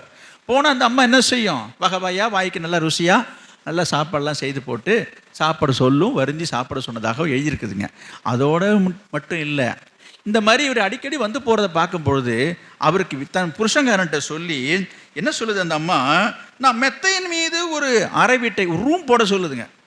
ரூம் இல்லை, மொட்டை மாடியில் ரூம் ஒன்று கட்டுறாங்க. அறை வீட்டை கட்டி அதில் என்ன செய்யணும், வந்தால் போனாக்கா ஊழியக்காரரு படுத்து ரெஸ்ட் எடுக்கிறதுக்கு ஒரு கட்டிலையும், ஆமாம் அவர் உட்காந்து பைபிள்லாம் படிக்க எழுத போல ஒரு மேஜை, உட்காரத்துக்கு ஒரு நாற்காலி, அப்புறம் அந்த காலத்துலலாம் எலக்ட்ரிசிட்டி கிடையாதுங்க, புரியுதா, எல்லாமே குத்து விளக்கு தான், ஒரு குத்து விளக்கையும் வைப்போம் என்று சொல்லி இவ்வளவு ஏற்பாடெல்லாம் செய்து வைத்தாயிட்டதுங்க.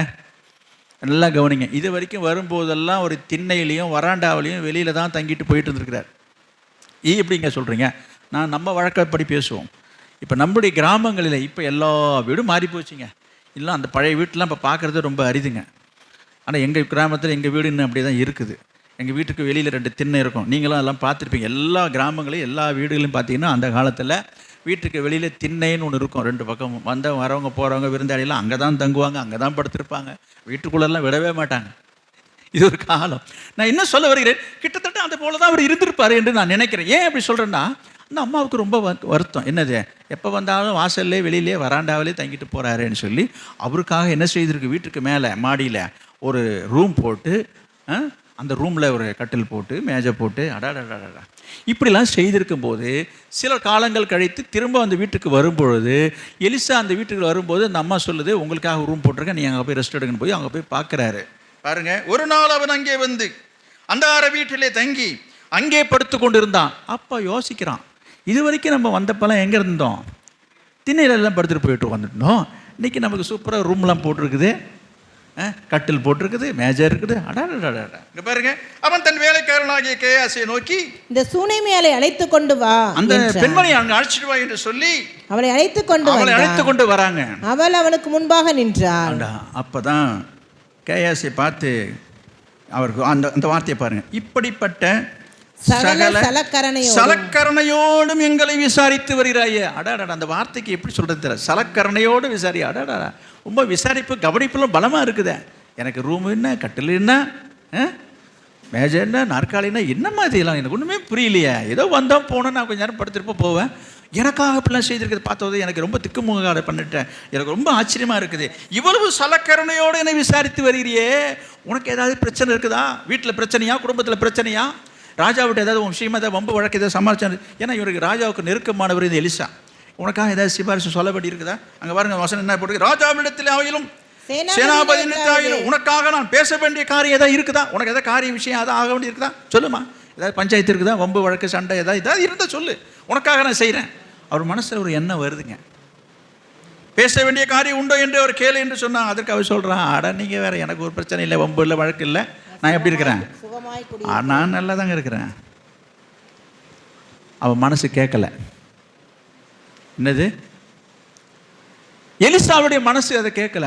அவளுக்கு ஒன்றும் இல்லையா, அவன் நல்லா தான் இருக்கிறான் என்று சொன்னும் பொழுது அங்கே பாருங்க, அவளுக்கு செய்ய வேண்டியது என்னவென்று கேயாசி அவன் கேட்டதற்கு, அவளுக்கு பிள்ளை இல்லை, அவளுக்கு பிள்ளை இல்லை, அவள் புருஷனும் பெரிய வயதுள்ளவன், புருஷனுக்கும் வயசாயிடுச்சு. கவனிக்கிறீங்களா? இந்த அம்மா வந்தது, கேட்ட கேள்விக்கு பதில் சொல்லிச்சு, டான்னு கீழே இறங்கி போயிடுச்சு. மாடியில் கூப்பிட்டு தான் கேட்குறாரு, கீழே இறங்கி போயிடுச்சு. போனதுக்கு அப்புறமா கேயாசிட்டு கேட்குறாரு. இவருக்கு மனசு இருப்பு கொள்ளலை, இந்த அம்மாவுக்கு ஏதாவது செய்யணுன்ற ஒரு எண்ணம். ஏன் இந்த எண்ணம்னா, நமக்கு இந்த மாதிரி ஒரு கவனிப்பு ராஜ உபசனை, அடாடாடாடா, இதுக்கு ஏதாவது நம்ம செய்யணும் என்ற ஒரு எண்ணம். ஆனால் என்ன செய்யணும்னு தெரியல, என்ன செய்யணும்னு அவருக்கு தோணலை, ஆனால் செய்யணுன்ற எண்ணம் மட்டும் இருக்கிறது. கேயாசிட்டு கேட்குறாரு. இந்த விஷயத்தில் அவர் நிறைய விவரம் தெரிஞ்சு வச்சுருக்கான் பாருங்க. என்னப்பா, அந்த அம்மாவுக்கு ஏதாவது செய்யலான்னு பார்க்குறேன், நீ ஏதாவது இந்த சொல்லு. அப்போ தான் அவன் சொல்கிறான், அந்த அம்மாவுக்கு குழந்தை இல்லைன்னு. அடாடா, எவ்வளோ பெரிய காரியம் இந்த அம்மா என்ன செஞ்சு, சொல்லவே இல்லை, ஒரு வார்த்தை எனக்கு குழந்தை இல்லைன்னு சொல்லியிருக்கலாமே. பாருங்கள், இப்பேற்பட்ட ஒரு காரியத்தை கூட சொல்ல விரும்பாமல் அதெல்லாம் என்ன செய்கிறேன்னு சொல்லியிருக்குது அந்த அம்மா. அதெல்லாம் நல்லா தாங்க இருக்கிறேன், அதெல்லாம் நல்லா இருக்குங்க. பாப்பா சரி சொல்லியாச்சுங்களே. திரும்பி அங்கே பாருங்கள், அப்பொழுது அவன் அவளை கூப்பிடு என்றான். 15 கவனிங்க. அப்பொழுது அவன் திரும்ப கூப்பிட சொல்கிறான். என்ன சொல்கிறான்னா, இந்த அம்மா கீழே போயிடுச்சு, திரும்பி கூப்பிட சொல்கிறான். அவளை கூப்பிட்ட பொழுது அவள் வந்து வாசப்படியில் நிற்கிறான். அப்பொழுது அவன் என்ன செய்யறான் பாருங்க, ஒரு பிராண உற்பத்தி கால திட்டத்திலே உனக்கு ஒரு பிரசவ காலம் ஒன்று வரும், ஒரு குமாரனை அணைத்துக் கொண்டிருப்பாய் என்று, மகனை, உனக்கு ஒரு பையன் பிறப்பா, உன் மகனை குமாரனை அணைத்து கொண்டிருப்பாய். அதற்கு அவள், இங்க பாருங்க, இதை கேட்ட உடனே என்ன செஞ்சிருக்கணும் இந்த அம்மா. இது கொஞ்சம் வித்தியாசமாக இருக்குது இந்த சம்பவம், நான் ஏற்கனவே இதை பற்றி பேசியிருக்கிறேன். கவனிங்க, உடனே ஆஹா ஓஹோன்லாம் சொல்ல, ஒரே சந்தோஷம் தானங்க படணும். ஒரு குழந்தை இல்லாதவங்க, ரொம்ப வருஷமாக குழந்தை இல்லை அவங்களுக்கு, எத்தனையோ வருஷமாக, இதுக்கப்புறம் குழந்தை இருக்குன்ற நம்பிக்கையும் இல்லை அவங்களுக்கு, பிறக்கும் நம்பிக்கையும் இல்லை, கிடைக்கும் நம்பிக்கை இல்லை. அதெல்லாம் மனசில் வச்சு வருத்தம் இருந்தாலும் வெளியில் காட்டிக்காமல் அந்த ஊழியக்காரனுக்கு செய்ய வேண்டியது செஞ்சுக்கிட்டு, அதை கேட்டாலும் கூட எதுவுமே சொல்லாமல் இப்படிலாம் போயிட்டு இருக்கிற ஒரு நல்ல மனசு கொண்ட, நல்ல உள்ளம் கொண்ட அருமையான தாய்ங்க அது. இப்போ என்ன சொல்லுது, அது சொல்கிற வார்த்தையை பாருங்க. அதற்கு அவள், ஏது பாருங்க, அப்படி கேள்விக்குறியோடு இருக்கு. என்னங்க அது, என்ன வார்த்தை சொல்றீங்க நீங்க? ஏது தேவனுடைய மனுஷனாகிய என் ஆண்டவனே, மது அடியாளுக்கு அபத்தம் சொல்ல வேண்டாம். இங்க பாருங்க, இங்க இப்படி எழுதியிருக்குது, நம்ம அதை வந்து பார்க்கல. நான் நினைச்சதை சொல்றேன். அப்படிலாம் சொல்லாதீங்க. அப்படிலாம் சொல்லாதீங்க, அபத்தம் சொல்லாதீங்க. நான் சொல்கிறேன், இது அபத்தமா? இது உனக்கு ஒரு குழந்தை பிறக்கணும்னு சொல்கிறது அபத்தமா? அடப்பா, இந்தம்மா சொல்கிற வார்த்தை, ஐயோ அப்படிலாம் சொல்லாதீங்க. ஏன்? இதுக்கு நம்பிக்கை இல்லை, இதுக்கெல்லாம் வயசாகிடுச்சு, இனிமேலாம் குழந்தையும் பிறக்காது. இந்த மாதிரி சூழ்நிலையில் இந்த அம்மா அப்படி சொல்லுது.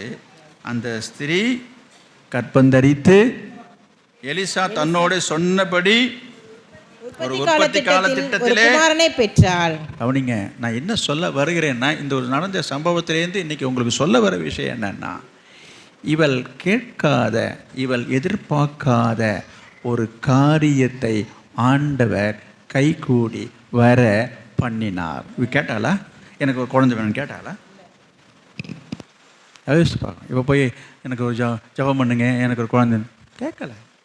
அப்போனா வேண்டான்னு அர்த்தமா? அப்படிலாம் கிடையாது. வேண்டான்ற அர்த்தத்தில் அந்த நம்பிக்கை போயிடுச்சு. இதுக்கப்புறம் போய் கேட்டு என்ன பண்ணுறது?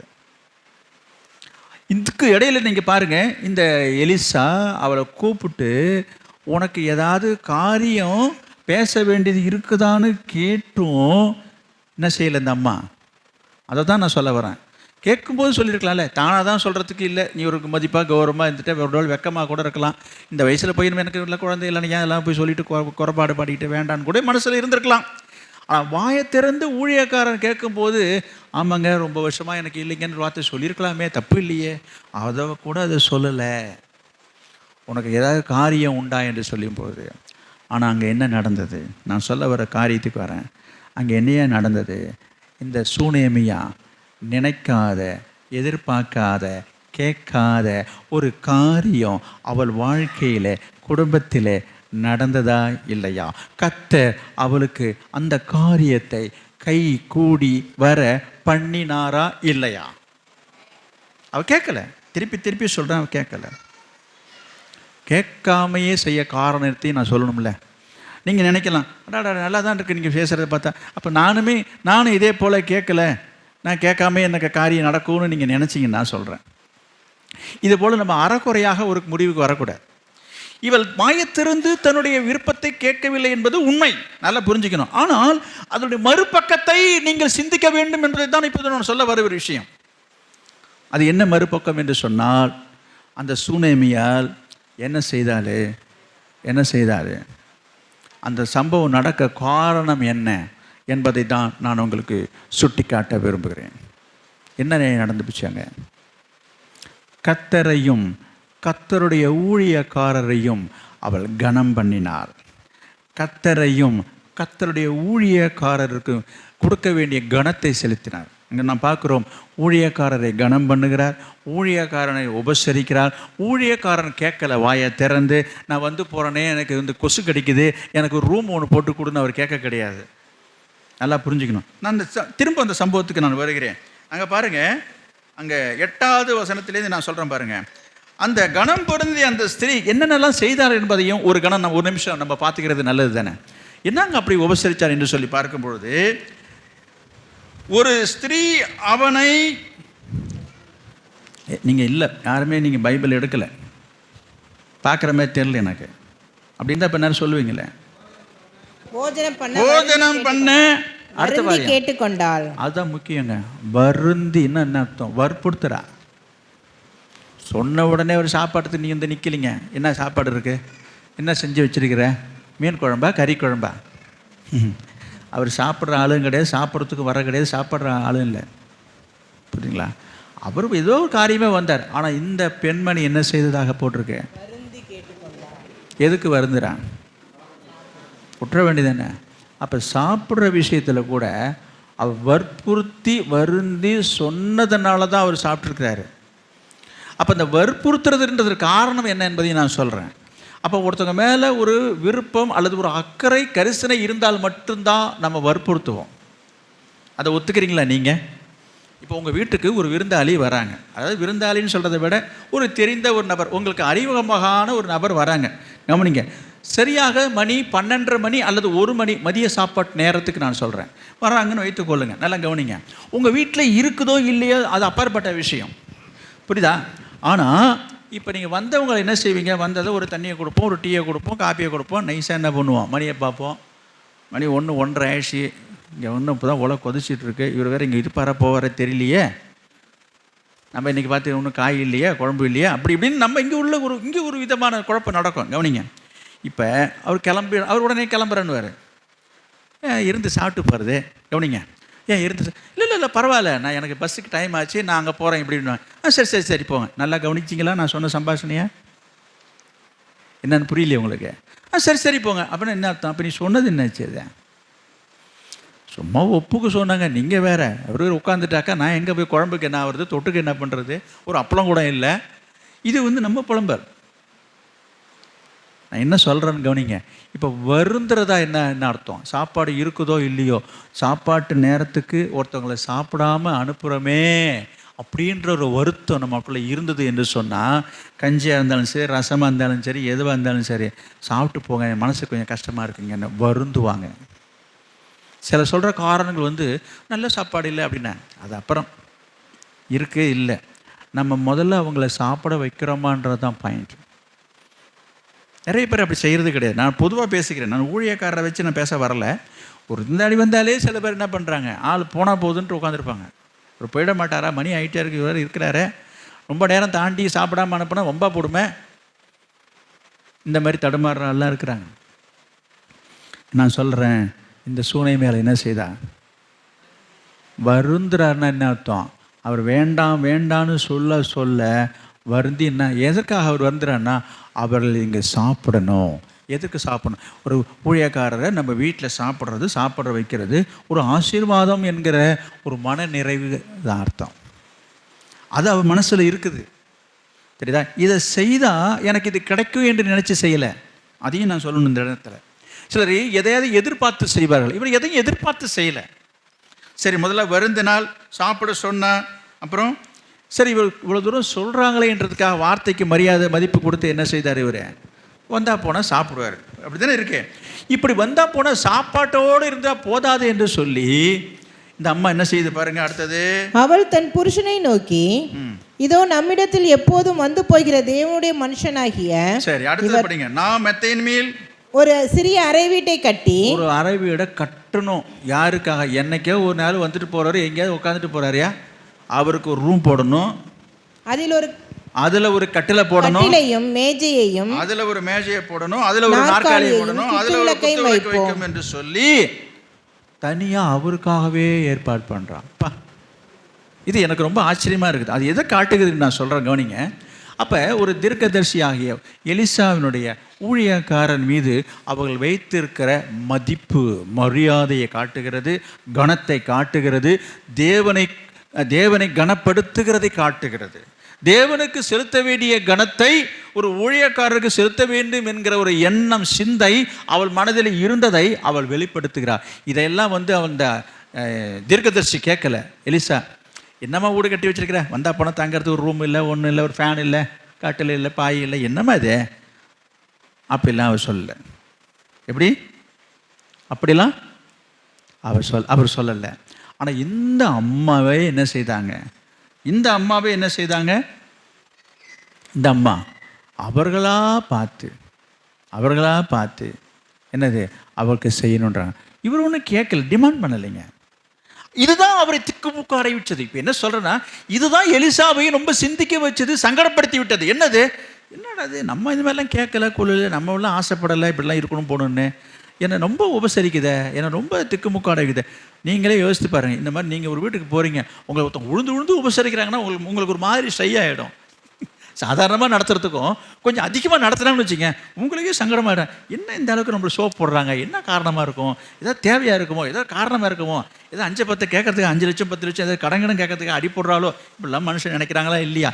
இப்போ கிட்டத்தட்ட நான் என்ன சொல்கிறேன், எலிசாவோட மனதில் அந்த எண்ணம் வந்தது, எதுக்கு நம்மளை இந்த மாதிரிலாம் உழுந்து உபசரிக்கிறா என்று சொல்லி.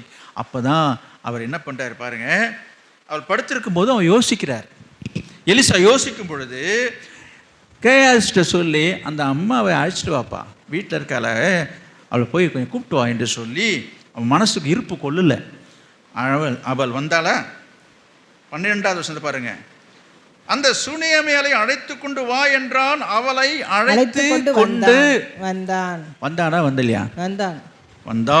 வந்துட்டானே. அவள் அவனுக்கு முன்பாக நின்றாள். அவள் அவனுக்கு முன்பாக நின்றாள். யார் வீடு? வீடு யாருது? அந்த அம்மா வீடுங்க. அந்த அம்மா வீடு, வீட்டு ஓனரு. அந்த வீட்டில் இவர் இரவலாக வந்து தங்கியிருக்காரு. கட்டில் போட்டு உட்காந்துருக்காரு, இப்போ சேரை போட்டு உட்காந்துருக்காரு. இந்த அம்மா வந்து என்ன செய்யுது? நிற்குது. இதுக்கு அந்த ஊருக்கே எப்படிப்பட்ட அம்மா இது? ஊரில் எல்லோரும் இவளை கண்டாலாம் எழுந்து நிற்கிறாங்க. மரியாதைக்கு உரிய ஒரு அம்மா இன்னைக்கு ஊழியக்காரனுக்கு முன்னாக நிற்கிது. இது என்ன செய்திருக்கலாம்? செய்யலை, என்ன செய்திருக்கலாம் நான் சொல்கிறேன். நம்ம வீடு, நம்ம நாற்காலி, நம்ம டேபிள், நம்ம கட்டில், என்னங்க என்னை கூப்பிட்டீங்களாமே என்று சொல்லி சேரை இழுத்து போட்டு நம்ம வந்து உட்காந்துக்கிறது. எல்லாம் யோசிக்க வேண்டிய விஷயங்க. உட்காந்தா தப்பு நான் சொல்ல வரல. உட்காந்தா யாரும் அவர் வந்து கேள்வி எழுந்துருன்னு அவர் சொல்ல போகிறது கிடையாது. நான் நல்லா கவனிக்கணும். அப்போ இது போல் காரியங்களை பார்த்து பார்த்து செய்யவும் அவர் ரொம்ப சிந்திக்க வைக்குதுங்க அந்த தீர்க்கதரிசி, அதாவது எலிசா அவரோட காரியங்களை. அவர் கேட்குறாரு. அது கேட்டதான் ஏற்கனவே சொல்லிட்டேன். என்னம்மா இந்த மாதிரிலாம் சரி சலக்கரணையோட என்னை ரொம்ப உபசரிக்கிறேன், விசாரிக்கிறேன், உனக்கு ஏதாவது செய்யணுமா போகணுமா அப்படின்போது அதுக்கு என்ன சொல்லுது அந்த அம்மா? இங்கே பாருங்கள், என் ஜனத்தின் நடுவே நான் சுகமாய் குடியிருக்கிறேன். அப்படின்னா என்ன? இந்த ஊரில் நான் எப்படி இருக்கிறேன்?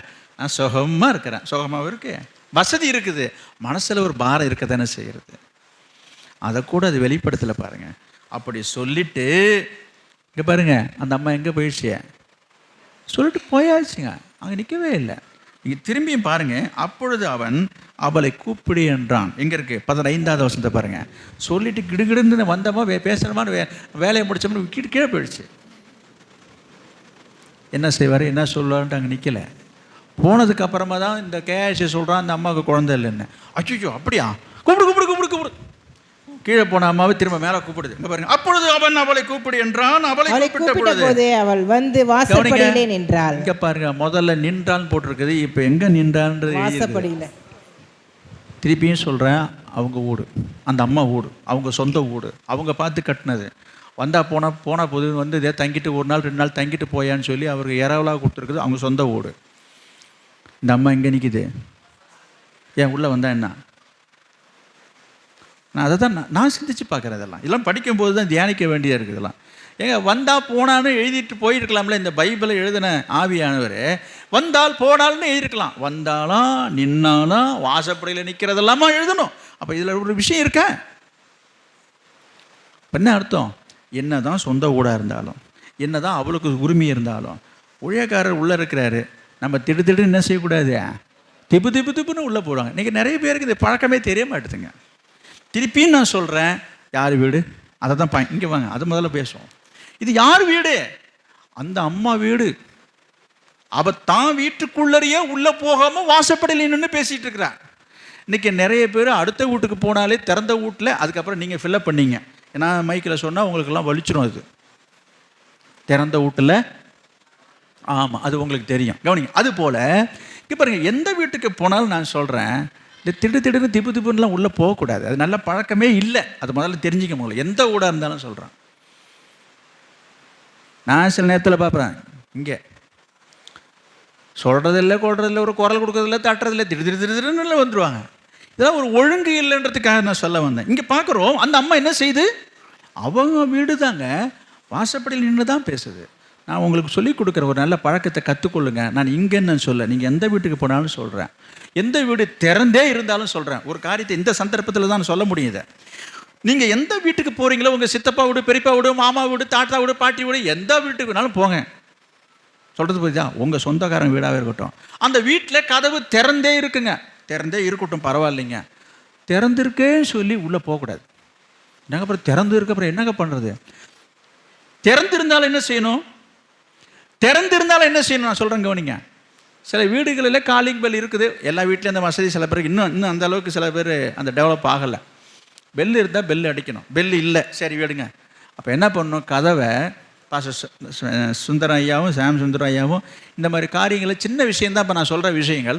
ஆனால் இந்த சின்ன விஷயத்தில் தான் நிறைய பேர் இது கவனம் செலுத்தாமல் இருக்கீங்க. நீங்கள் இது நான் ஒரு பெரிய விஷயத்தை நான் சொல்ல வரல. போனாலும் என்ன செய்யணும்னா, அந்த கதவே திறந்திருந்தாலும் அந்த கதவை ஒரு சத்தம் தட்டணுமா, டக்குன்னு தட்டணும். சத்தம் கேட்கணும். காலிம்பல் இல்லைன்னா இல்லை, அந்த சத்தம் கேட்காது, இங்கே தட்டுற சத்தம். என்ன பண்ணலாம்? நீங்கள் ஒரு விசுவாசி தானே, அந்த வீட்டுக்கு போகிறீங்க, என்ன செய்யலாம்? இப்போ பிரைஸ் தி லார்ட், அல்லேலூயா, சோத்திரம், ஏதாவது ஒரு குரலை கொடுத்தா யாராவது வாசப்படில் குரல் கேட்குதுன்னு வருவாங்க. இப்படி வர சொல்லி அந்த வீட்டுக்குள்ளே போகிறது தான் ஒழுங்கு, ஒரு டிசிப்ளின். இதுதான் டீசன்ட் மேனரிசம். கற்றுக்குங்க முதல்ல. சில பேருக்கு தெரிய மாட்டேது. அது என்ன எங்கள் அக்கா வீடு தானே, யார் வீடு என்ன, அது தவறுன்னு சொல்கிறேன், திருப்பியும் சொல்கிறேன். அது உங்கள் அக்காவாக இருக்கட்டும், தங்காவியாக இருக்கட்டும், அண்ணனாக இருக்கட்டும், யாராக இருந்தாலும் சரி, திடுன்னு உள்ளே போகாதீங்கன்னு சொல்கிறேன். புரியுதா? அவங்க எந்த நிலையில் இருப்பாங்கன்னு தெரில. அவங்க படுத்திருப்பாங்க, தெரியுதா, சாப்பிட்டுட்டு இருப்பாங்க, எந்த நிலையில் இருக்கிறாங்க நமக்கு தெரியாது. திடீர்னு போய் நின்னாக்கா அவங்களுக்கு ரொம்ப சங்கடமாயிடும். இதெல்லாம் நீங்கள் புரிஞ்சிக்க மாட்டீங்க. ஆனால் உங்களுக்கு வந்தால் மட்டும் உங்களுக்கு தெரியும், ஐயோ நான் வந்து இப்படி கிடந்தேன், ஐயோ அப்படி வந்து நிற்கிறாங்க அப்படின்னு சொல்லி நீங்கள் மலைச்சு போகிறீங்கல்ல. அப்போ அதே பேர் அடுத்தவங்களை நினைக்க மாட்டீங்களே. அந்த அந்த சிந்தை யாருக்கும் வரமாட்டது. அந்த ஒழுங்கை கற்றுக்கொள்ளுங்க. அதுக்கு தான் சொல்ல வரேன். இந்த அம்மா அவங்க வீட்டுக்குள்ளேயே போகலைன்னு நான் சொல்கிறேன். அவங்க வீடு, அவங்க கட்டின வீடு, அவங்க சொந்த வீடு. இது உள்ளர போனாக்கா ஏன் கேட்க ஆளு கிடையாது. அந்த மரியாதையை நான் காட்டுகிறேன். வாசப்படியில் நின்று கொண்டு தான் பேசுது. அப்போ இந்த காரியங்கள், இவருடைய நடத்தைகள், இவர் நடந்து கொள்கிற விதம், அந்த ஊழியக்காரரை கனம் பண்ணுற விதம், அவங்களுக்கு கொடுக்குற மரியாதை, இப்படி ஒவ்வொன்றா இன்ச்சு பையா என்ன செய்கிறாரு இவர், ரொம்ப யோசிக்கிறாரு. அருமையான தாயாக இருக்குதே, பரவாயில்லையே, நல்ல ஒரு பெண்மணியை தெரியுதே. அப்போ இதுதான் அவள் வாழ்க்கையில் அற்புதத்தை கொண்டு வந்தது. எது? இவருடைய நடத்தை, இவருடைய நடக்கை, இவருடைய பண்பு, இவருடைய சுவாபம். நான் உங்களுக்கு சொல்கிறேன், எப்படியாவது எப்படி இருந்தாலும் நம்ம இருந்துருவோம், காரியத்தை கர்த்தர் கைக்குடிய வரைய பண்ணுவார் என்றால் நடக்காதுங்க. இவளுடைய நடக்கை, இவளுடைய வாழ்க்கையிலே இவள் கேட்காமலேயே, இவள் கேட்காததையே ஆண்டவர் கை கூடி வர பண்ணினார். கேட்கவே இல்லை. நீங்கள் அது போல் முதல்ல கர்த்தரை கனம் பண்ணுங்க, கர்த்தருக்கு பயந்து நடங்க, கர்த்தருடைய ஊழியக்காரரை கனம் பண்ணுங்க. இன்றைக்கி ஊழியக்காரரை சிலர் மதிக்கிறது கிடையாது, அவங்களுக்கு கொடுக்க வேண்டிய மரியாதையை கொடுக்கறது கிடையாது, மரியாதையாக பேச தெரியறதில்லை, அவங்களுக்கு உபசரிக்க தெரியறதில்லை. இதெல்லாம் நம்ம கேட்டுட்டு இருக்க முடியாதுங்க. நான் இங்கே வரேன் திரும்பவும். எலிசா ஒன்று கேட்கலிங்க, எனக்கு கட்டில் வேணும், எனக்கு டேபிள் வேணும், எனக்கு நாற்காலின்னு கேட்டாரா? கேட்கல. அதனால் நான் இப்படி சொல்கிறதுனால இவர் மறைமுகமாக இவர் கேட்குறாரு, நான் வந்து உங்கள் வீட்டிலலாம் வந்து மாடியிலெல்லாம் ரூம் போடல நான் கேட்க வரலைங்க. நான் இந்த சம்பவத்தை சொல்லி நம்ம இப்படி நடந்து கொள்ள வேண்டும் என்பதை நான் சொல்ல வருகிறேன். நல்லா புரிஞ்சுங்க. நீங்கள் அப்படி போட்டாலும் நான் வரப்போகிறதில்ல, தங்க போகிறது கிடையாது, தெரியுதா? நான் அதற்காக சொல்லலை. அப்போ நம்ம எப்படி இருக்கணும், தேவனுடைய ஆசீர்வாதத்தை பெற்றுக்கொள்ள, அந்த ஒரு மதிப்பு, மரியாதை, கனத்தை பற்றி நான் சொல்ல வரேன். திருப்பி சொல்கிறேன். அந்த உபசரிப்பு. நான் யாரையும் குறைவாக நினைக்கிறது இல்லை, சீக்கிரமாக யாரையும் தப்பு கணக்கு போடவும் மாட்டேன். சில நேரங்களில் சில இடங்களுக்கு போகும் பொழுது சாப்பிட வேண்டிய நேரங்கள் வந்தாலும் கூட, சாப்பிடாமல் வந்தாலும் கூட நான் வருத்தப்பட்டதே இல்லை, வருத்தப்படுறதும் இல்லை. நம்மளை அவங்க சாப்பிட சொல்லலையே என்று சொல்லி என் மனசால் நான் நினச்சதும் கிடையாது. இப்போ நான் சொல்லணும், அதையும் சொல்லணும். நான் என்ன நினைப்பேன்னா, எனக்கு தெரியும் எல்லாருடைய சூழ்நிலைகளுடைய வழி வருத்தம். நான் சொல்கிறேன், நம்ம எதிர்பாராமல் போயிருப்போம், அவங்க வீட்டில் இருக்குதோ இல்லையா, அப்படிலாம் நான் நினைக்கிற ஆள் கிடையாது. நான் திருப்பி சொல்கிறேன், நான் யாரையும் அப்படி நினச்சதே கிடையாது. ஆனால் ஒரு காரியம் நான் சொல்லணுன்னா, இந்த சம்பவத்திலேருந்து நம்ம எப்படி இருக்கணும், எப்படி பழகணும், எப்படி நடந்துக்கணும் என்பதை தயவு செய்து கற்றுக்கொள்ள வேண்டும் என்பதை நான் உங்களுக்கு சொல்லிக் கொடுக்கிறேன். இதை நீங்கள் அறிந்து கொண்டால் நீங்கள் ஆசீர்வதிக்கப்படுவீர்கள். உங்கள் ஆசீர்வாத குறைவுக்கு இதுவும் ஒரு காரணம் என்பதை மனதில் கொள்ள வேண்டும். எனவே அவங்களை ஆசீர்வதிக்கிறவர் கர்த்தர், நானும் இல்லை. தெரியுதா உங்களுக்கு? அப்போ நம்ம யாரை கனம் பண்ணணும்? கர்த்தரை கனம் பண்ணணும். எனவே ஒரு ஊழியக்காரரை நீங்கள் கனம் பண்ணுறீங்கன்னு சொன்னால் அது கர்த்தருக்கு கொடுக்குற கனம். அது ஆண்டவர் சொல்கிறார், நான் எங்கே இருக்கிறேனோ எங்கே என் ஊழியக்காரன் இருக்கிறேன் என்று கர்த்தர் சொல்கிறார். எனவே ஆண்டவருக்கு நம்ம செலுத்த வேண்டியது செலுத்தும் போது கர்த்தர் உங்கள் வாழ்க்கையிலே செய்ய வேண்டியது செய்வார். இங்கே ஒரு சம்பவத்தை பார்க்கும்போது இது என்னது? கேட்காத ஒரு காரியம், எதிர்பார்க்கவே இல்லை அந்த சூழ்நிலையால். நான் இப்போவும் சொல்கிறேன், உங்கள் வாழ்க்கையில் நான் குழந்தை பாக்கியத்தை மட்டும் நான் சொல்ல, இது போல் என்ன எத்தனை காரியங்கள் உங்கள் வாழ்க்கையில் உங்கள் மனசில் கிடக்குது என்று எனக்கு தெரியாது. எதுவாக இருந்தாலும் சரி, நீங்கள் நினைக்காத, கேட்காத, எதிர்பார்க்காத ஒரு காரியத்தை கர்த்தர் செய்ய போகிறார். நீங்கள் செய்ய வேண்டியது என்ன? கர்த்தரை கனம் பண்ணணும், கர்த்தருடைய ஊழியக்காரரை கனம் பண்ணணும், அவங்களுக்கு உபசரிக்கணும்.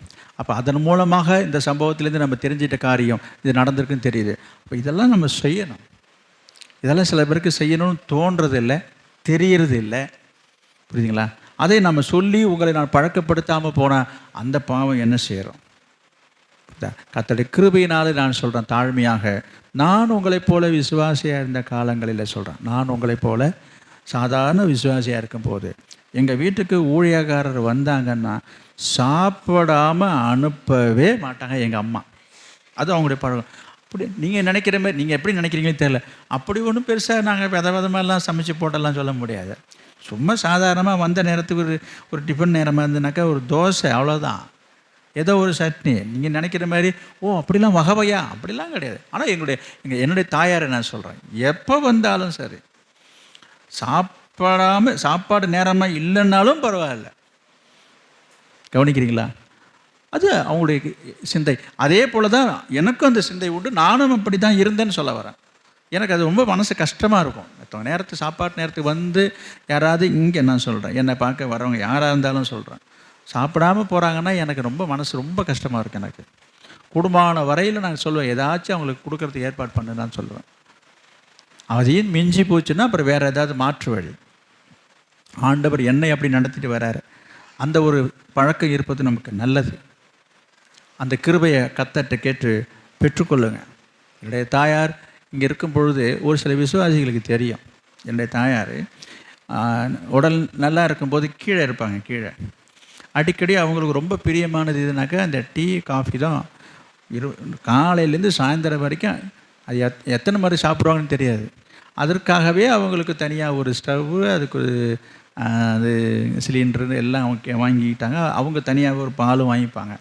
நிறைய விசுவாசிகளுக்கு தெரியும், அவங்க போட்டு அவங்க மட்டும் குடிக்க மாட்டாங்க, எத்தனை பேர் வந்தாலும் கொண்டாந்து கொடுப்பாங்க. சிலருக்கு தெரியும், அவங்க அதை பார்த்தவங்களுக்கு இது புரியாது. இது தேவையா? இப்போ யாராவது இவங்க டீ கொடுக்கலாம், இவங்களே முடியாதவங்க, இவங்களுக்கு நம்ம போட்டு கொடுக்குற நிலையில் இருக்கும். அந்த அந்த அந்த அந்த எண்ணங்களை நான் சொல்கிறேன். எங்கே நான் வருகிறேன்னா சுனேமேலுக்கு வரேன். அப்போ இந்த சுனேமேலுடைய மனநிலைமை எப்படி இருந்திருக்குன்னு சொன்னால் அந்த உபசரிக்கிற தன்மை. அப்போ இது என்ன செய்திருக்குது, அவர் வாழ்க்கையில் ஒரு பெரிய திருப்பு முனையை கொண்டு வந்தது நான் சொல்கிறேன். இதை தான் அவனை சிந்திக்க வச்சது, அவனை கேட்க வச்சது, அவரை கூப்பிட வச்சது, விசாரிக்க வைத்தது. அதுக்கப்புறம் இவளுக்கு எதாவது செய்தே ஆகணும் என்ற ஒரு எண்ணம் அந்த எலிசாவுடைய மனசில் என்ன வந்துருச்சு, அதெல்லாம் முடியாது, இவனுக்கு என்ன செய்து தான் ஆகணும்னு அவனுக்குள்ளே தூண்டப்படுகிறான். அதன் மூலமாக தான் அந்த அற்புதம் நடக்குது. அல்ல, யோசித்து பாருங்கள். கர்த்தர் உங்கள் வாழ்க்கையிலையும் அப்படிப்பட்ட காரியங்களை செய்ய முடியும். இந்த அனுபவத்துக்குள்ளாக கடந்து செல்ல உங்களை ஒப்புக் கொடுங்க. கர்த்தர் உங்களை ஆசீர்வதிப்பாராக. நான்காவதாக ஒரு காரியத்தை பார்க்கலாம். நான்காவதாக ஒரு காரியம், ஆமாம், எஸ்தர் புத்தகம் 9ஆம் அதிகாரம். ராஜாவின் வார்த்தையின்படியும் அவனுடைய கட்டளையின்படியும் செய்யப்படுகிறதற்கு ஆதார் மாதம் என்கிற 12ஆம் மாதம் 13ஆம் தேதியிலே யூதரின் பகைஞர் அவர்களை மேற்கொள்ளலாம் என்று நம்பினார்களே, அந்த நாளிலே தானே யூதரானவர்கள் தங்கள் பகைஞரை மேற்கொள்ளும்படிக்கு காரியம் மாறுதலாய் முடிந்தது. காரியம் மாறுதலாய் முடிந்தது. இது ஒரு பெரிய சரித்திரம். நானே சுருக்கமாக சொல்லிடுறேன். நீங்கள் வீட்டில் போய் இது போல் வேத பகுதியெல்லாம் நீங்கள் படிக்க தெரிஞ்சவங்க இன்னும் நிறைய பேர் எஸ்தர்னா என்ன, நெகேமியானா ஒன்றுமே தெரியாமல் இருக்கீங்க. ரொம்ப வருத்தம். ஒரு முறையாவது இதெல்லாம் படித்தாதான் இந்த காரியங்கள்லாம் உங்களுக்கு புரியும். இப்போ நான் சொல்கிறதும் உங்களுக்கு புரியும். இப்போ திடீர்னு நான் எஸ்தர்னா யாருன்னே சில பேருக்கு தெரியாது. சரி, நான் சொல்கிறேன், கவனிங்க. இப்போ எஸ்தர் என்கிற ஒரு ராஜாத்தி இருந்தால், அவள் யூத குலத்தை சேர்ந்தவள்.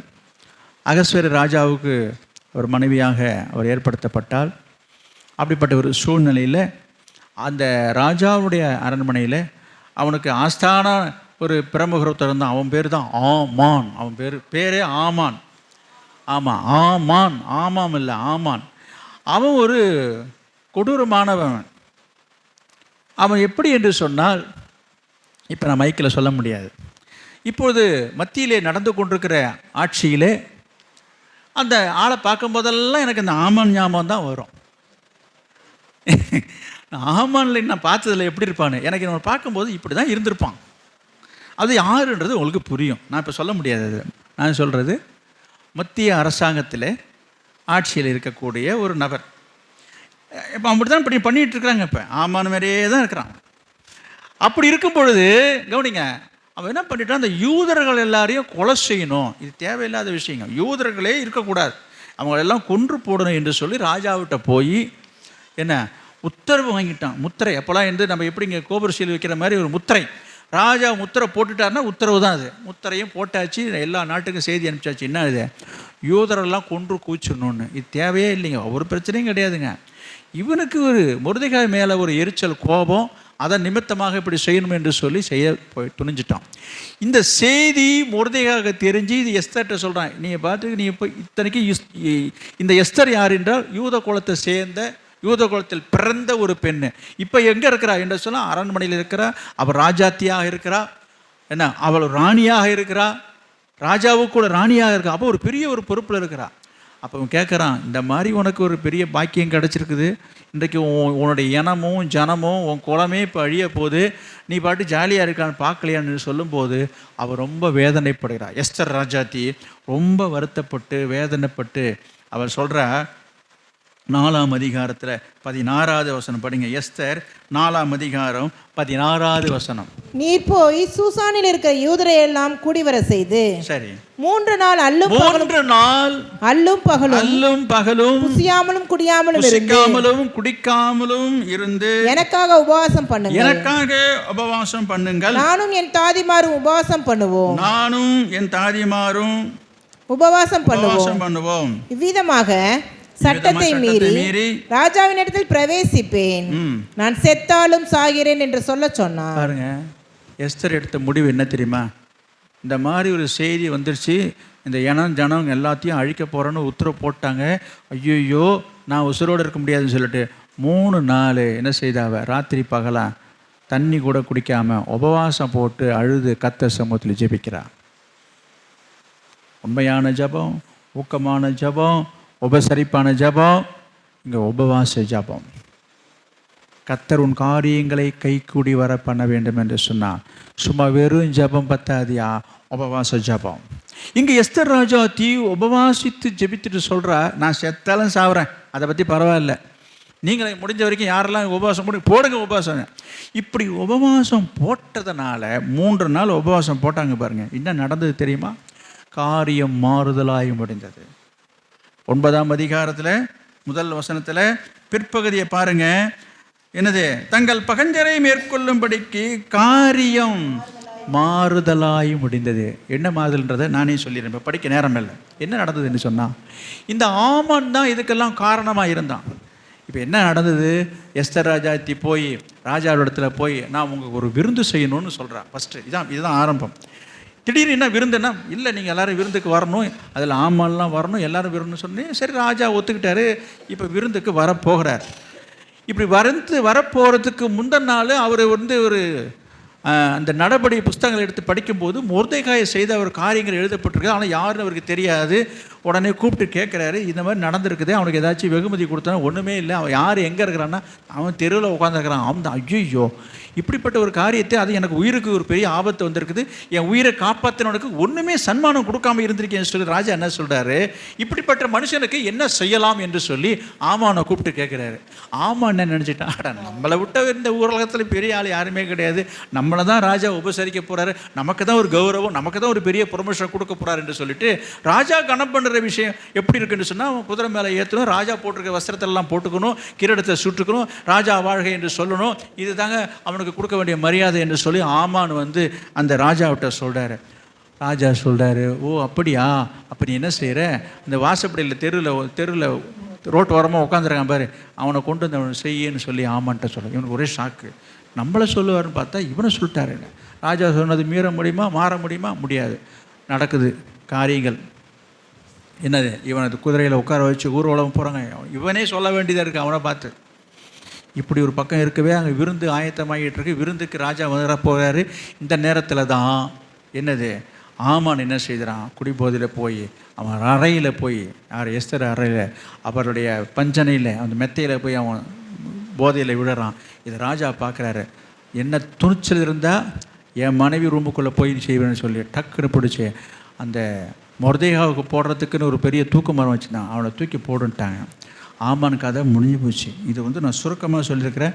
நீங்கள் விரிவாக வேணும்னா நீங்கள் போய் வீட்டில் போய் படிக்க தெரிஞ்சுங்க. படிச்சிங்கன்னா தான் நல்லா புரியும் உங்களுக்கு. சரி, கவனிங்க. இப்படி ஆன உடனே இப்போ தான் அவன் கதை முடிஞ்சிருச்சிங்க. இப்போ எஸ்தர் ராஜாவிட்ட சொல்கிறா, இந்த மாதிரி இந்த மனுஷன் என்ன பண்ணிட்டான், எங்கள் குலம், எங்கள் இனம், எங்கள் ஜனம், எங்கள் சொந்தம் எல்லாவற்றையும் கொன்று போடுவதற்காக உங்கள்கிட்டயே சொல்லாமல், விவரத்தை சொல்லாமல், விவரித்து சொல்லாமல் உங்கள்கிட்ட உத்தரவு வாங்கி அந்த உத்தரவு எல்லா இடத்துக்கும் போயிடுச்சு. இப்போ நாளை மறுநாள் சீக்கிரமாக இந்த ஜனங்களை எல்லாரையுமே வெட்டி சாய்ச்சிருவாங்க. தயவுசெய்து இந்த தீர்ப்பை நீங்கள் மாற்றி தான் ஆகணும்னு சொல்லி மன்றாடுறா. ஓ, இப்படிலாம் காரியம் நடந்திருக்குதா, எனக்கே தெரியல என்று சொல்லி இந்த ராஜா என்ன செய்கிறாரு, அந்த உத்தரவை எல்லாத்தையும் மாற்றி போடுறாரு. என்ன உத்தரவு?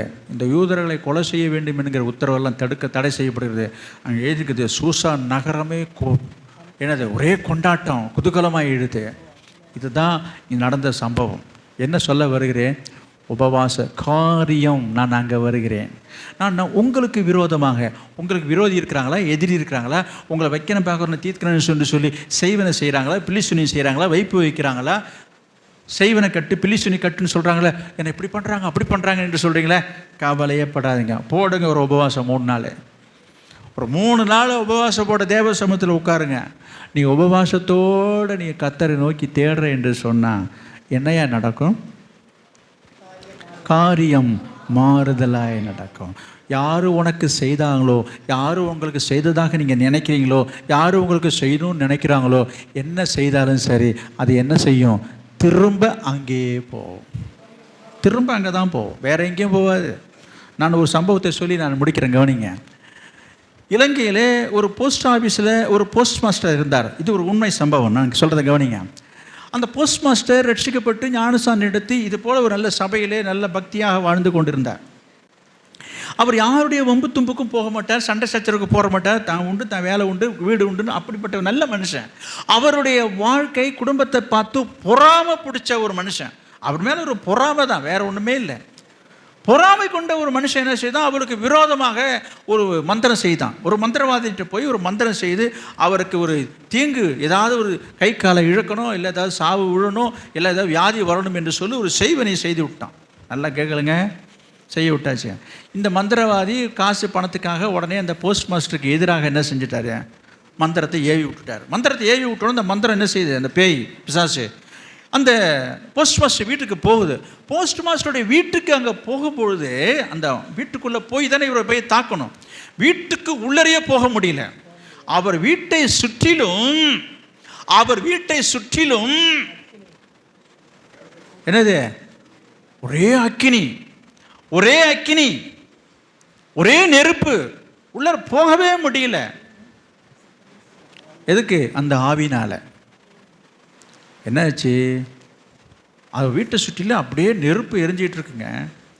சகரியால் இருக்குது. அந்த வசனம் பாருங்க, கவனிங்க. என்ன செய்தது இந்த ஆவி? என்ன செய்தது இந்த பொல்லாத ஆவி? திரும்ப எங்கே யார் இதை ஏவி அனுப்புனாங்களோ அங்கேயே திரும்பி போய், ஏய் என்னடா நினச்சிட்ருக்குற, என்னை அழிச்சிடலான்னு ஒழிச்சிடலான்னு பார்க்குறியா தந்திரமா? எந்த இடம் பார்த்து என்னை அனுப்புறது? என்னை என்னை பஸ்வமாக பார்த்தேன். அந்த வீட்டுக்குள்ளே போகவே முடியல, ஒரே நெருப்பு, ஒரே தீயாக இருக்குது. என்ன அங்கே போய் சொல்கிறியே என்று சொல்லி அந்த மந்திரவாதியை போய் அவனை கழுத்தை பிடிக்க போயிடுச்சு. நல்லா கவனிங்க, இது நடந்தது, கதையெல்லாம் நான் சொல்லலை, உண்மை சம்பவம். இந்த மந்திரவாதிக்கு பயம் வந்து போய் அதை கொஞ்சம் தனியாக பண்ணான்.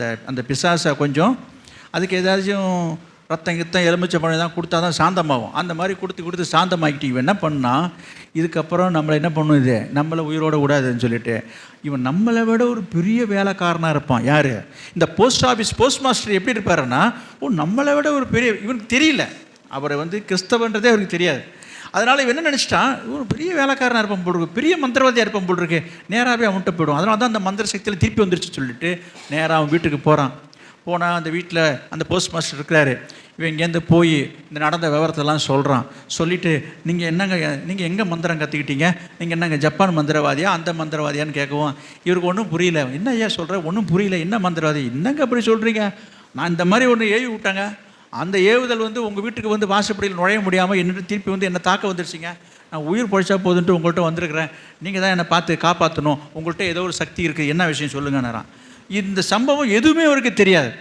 அவர் யோசிச்சுட்டு, ஓ அப்படியா, நீ சொல்கிற காரியம் எனக்கு ஒன்றும் தெரியாதுப்பா, எனக்கு ஒன்றும் இல்லை, நான் டெய்லி காலையில் வேலைக்கு போவேன், வீட்டுக்கு வரேன், எனக்கு ஒரு மந்திரமும் தெரியாது, ஒரு தந்திரமும் தெரியாது, நீ சொல்கிறதெல்லாம் பார்த்தா எனக்கு ஒன்றுமே புரியலையே என்ன. அப்போ அவர் சொன்னாராம், நாங்கள் இயேசுவை வணங்குகிறோம், இயேசு எங்கள் தெய்வம், புரியுதா? நான் இயேசுவை ஏற்றுக்கொண்டு ரட்சிக்கப்பட்டிருக்கிறேன். நாங்கள் தினமும் காலையிலையும் சாயந்தரமும் நான் வீட்டில் நாங்கள் ஜெபம் பண்ணுவோம், சர்ச்சுக்கு போவோம், ஊழியம் செய்கிறோம். நீ சொல்கிற காரியம் எனக்கு ஒன்றுமே புரியலையே, என்னமோ வீட்டை சுற்றி நெருப்பாக இருக்குன்னு. அப்போ தான் பரிசுத்த ஆவியானவர் அந்த போஸ்ட் மாஸ்டருடைய மனசில் பேசுகிறார். சகரியா 2:5 2ஆம் அதிகாரம் 5வது வசனத்தை எடுத்து படிக்க சொல்றார். நான் அதற்கு சுற்றிலும் அக்கினி மதிலாய் இருந்து, இருங்க ஒரு நிமிஷம், நான் அதற்கு சுற்றிலும் அக்கினி மதிலாய் இருந்து அது நடுவில் மகிமையாக இருப்பேன் என்று கர்த்தர் சொல்லுகிறார். கவனிங்க, இந்த வசனத்தை ஆண்டவர் அந்த போஸ்ட் மாஸ்டருக்கு காமிச்சு சொன்னாராம். அப்பதான் நினைச்சிட்டார், ஆண்டவர் என்னையும் என் வீட்டையும் என் குடும்பத்தையும் அக்கினி மதிலா இருந்து என்ன செய்திருக்கிறாரு. ஆஹா, இந்த காரியம் யார் மூலமா தெரிஞ்சது, யார் மூலமா வெளியில வருது, அதை சொல்லுங்க. மந்திரவாதி மூலமாக தான் தெரிஞ்சுக்கிட்டார். இவர் ரட்சிக்கப்பட்டவர் தான், வசனம்லாம் இருக்குது தான், அவன் சொல்லி தான் தெரியுது.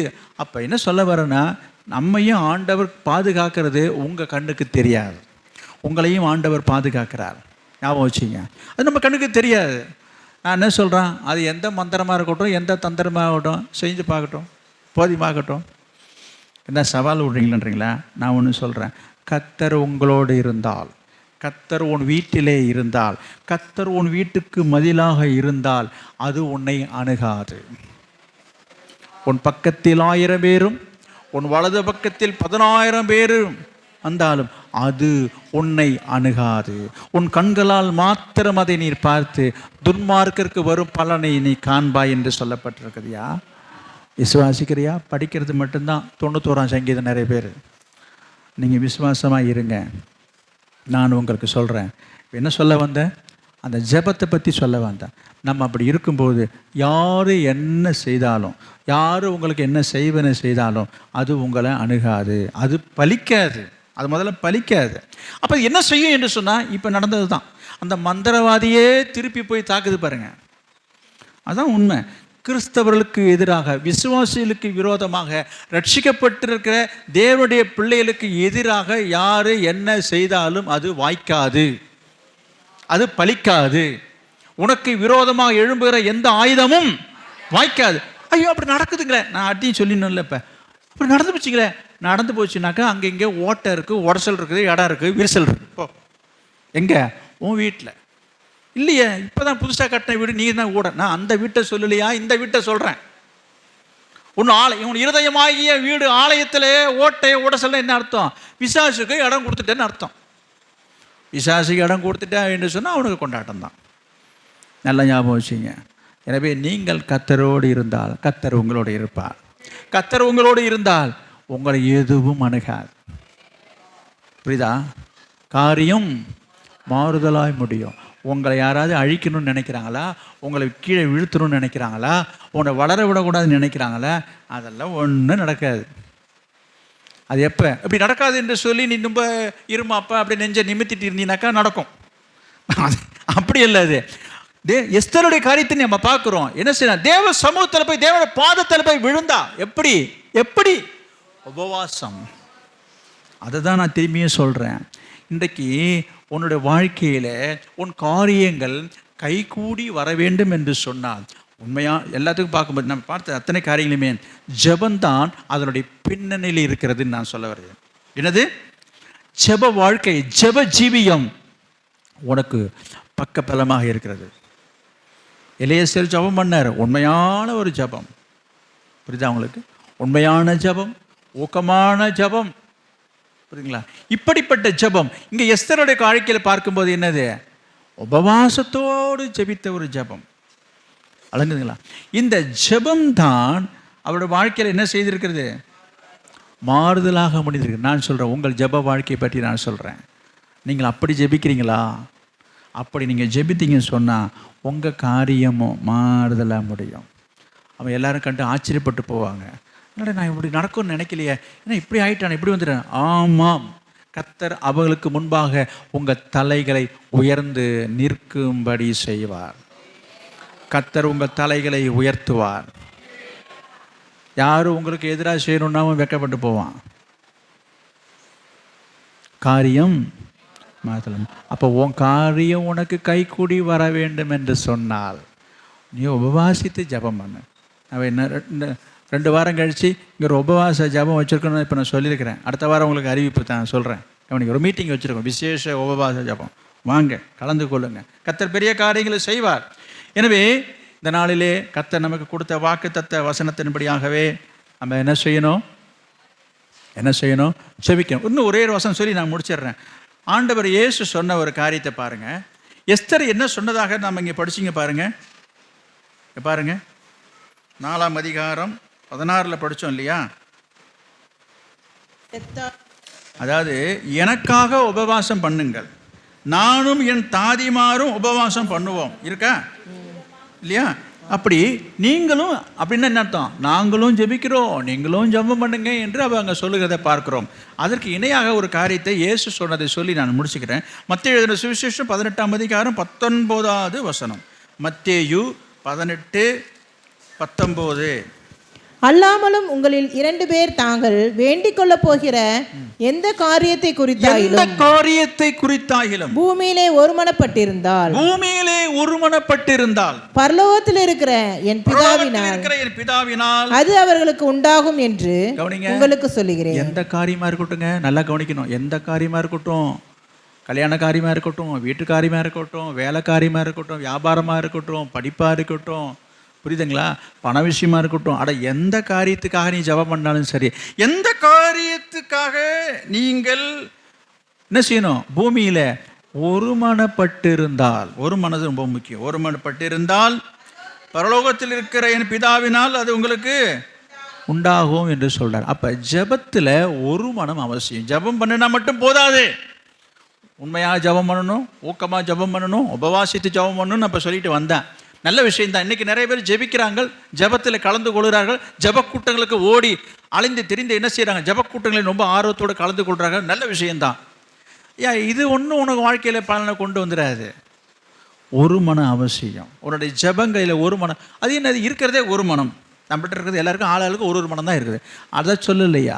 நீங்கள் 4 பேர் 3 பேர் 10 பேர் கூடி ஜெபிக்கும் போது உங்களுடைய மனசு ஒத்து போகிற ஒரு மனம் இருக்கிறதா? இல்லை.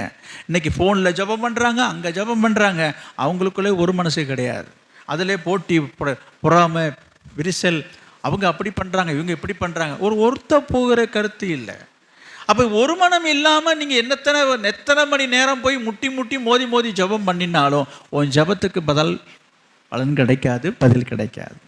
ஆண்டவர் சொல்கிறார், ஒரு மனம் பட்டு இருந்தால் தான். நான் தேசத்தை கலக்க போகிறேன், நான் தேசத்துக்காக ஜெபிக்க போகிறேன், நான் நாட்டையே கலக்க போகிறேன், நான் ஜெபம் பண்ணி தான் உலகத்திலே ஒரு எழுப்புதல். நல்ல காரியம் தான். நான் அதை நான் குறையாக சொல்ல வரலைங்க. போன வாரத்துக்கு முந்தின வாரம் அதான் நான் சொல்கிறேன் செய்தியில். கவனிங்க, எழுப்புதலாக இருக்கட்டும், தேசத்தை கலக்கிறதா இருக்கட்டும், முதல்ல நம்முடைய இருதயத்தில் ஒரு மனம் இருக்குதான்னு பார்க்கணும். அப்படி ஒரு ஜெபம் அப்படி ஒரு எண்ணம் இருந்து ஜெபம் பண்ணால் தான் நீ தேசத்தை கலக்க முடியும். நம்ம தான் வீட்டை கலக்கிட்டு உட்காந்துருக்கோம், சபையை கலக்கிட்டு உட்காந்துருக்குறோம். புரியுதா உங்களுக்கு? சபையை கலக்கிறோம், வீட்டை கலக்கிறோம். இவங்க போய் உலகத்தை கலப்பாங்க. நான் சொல்கிறேன், கலப்பாங்க. எப்படின்னா கலவரத்தை உண்டு பண்ணுவாங்க தவிர இவங்களால ஒன்றும் ரட்சிப்பு எழுப்புதெல்லாம் ஒன்றும் வந்துடாது. இப்படிதான் இங்கே விட்டுட்டு நான் அதை பண்ண போகிறேன், இதை பண்ண போகிறேன், ஒன்றும் நடக்காது. இந்த ஜெபத்துக்கெல்லாம் ஆண்டவர் கேட்க மாட்டேன். நான் வசனத்தின்படி தான் நான் பேசுகிறேன், வசனத்தின்படி தான் சொல்கிறேன். பண்ணுங்க, ஒப்பு கொடுத்து ஜெபம் பண்ணுங்க. Price the Lord. ஆண்டவரே, காரியம் மாறுதலாக முடிந்தது. ஆண்டவரே, என் குடும்பம், என் பிள்ளைங்க, என்னுடைய காரியத்தை கைகூடி வர பண்ணுங்கப்பா. நீங்கள் சொல்லுங்க, கர்த்தர் செய்வார். கர்த்தர் இந்த மாதத்தில் உங்கள் வாக்கு தத்தமாக கொடுத்த நல்ல வார்த்தைக்காக கர்த்தரை நன்றியோடு ஸ்தோத்திரம் பண்ணுவோம்.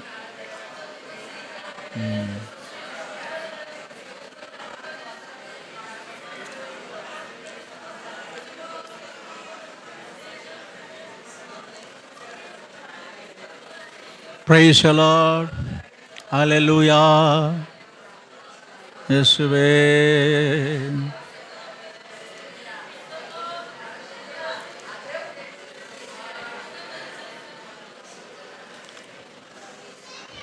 நினைத்த காரியம் வாய்த்திடாமல் வாடி போனாயோ, பாரங்கள் மலை போல் குவிந்ததாலே பயந்து போனாயோ, நினைத்த காரியம் வாய்த்திடாமல் பாடி போனாயோ,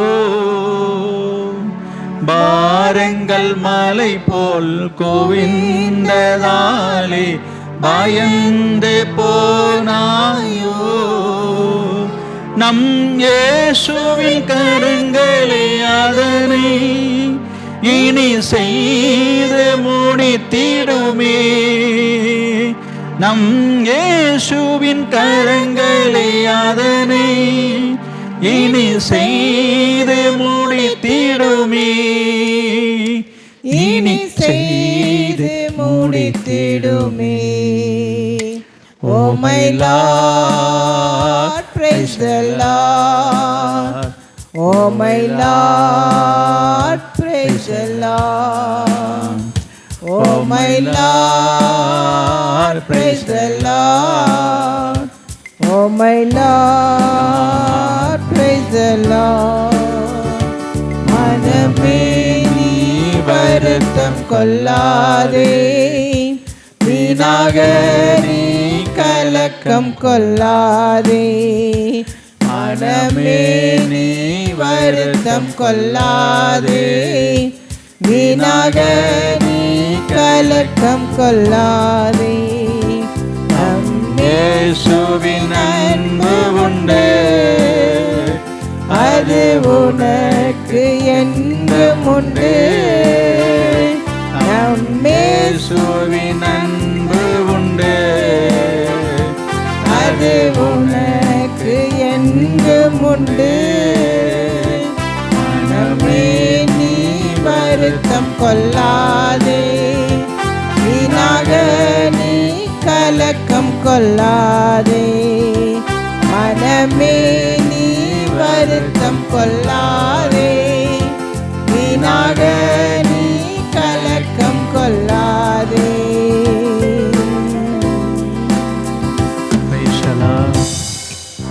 எத்தனை பேருக்கு உங்கள் காரியங்கள் கைகூடி வர பண்ண வேண்டும்?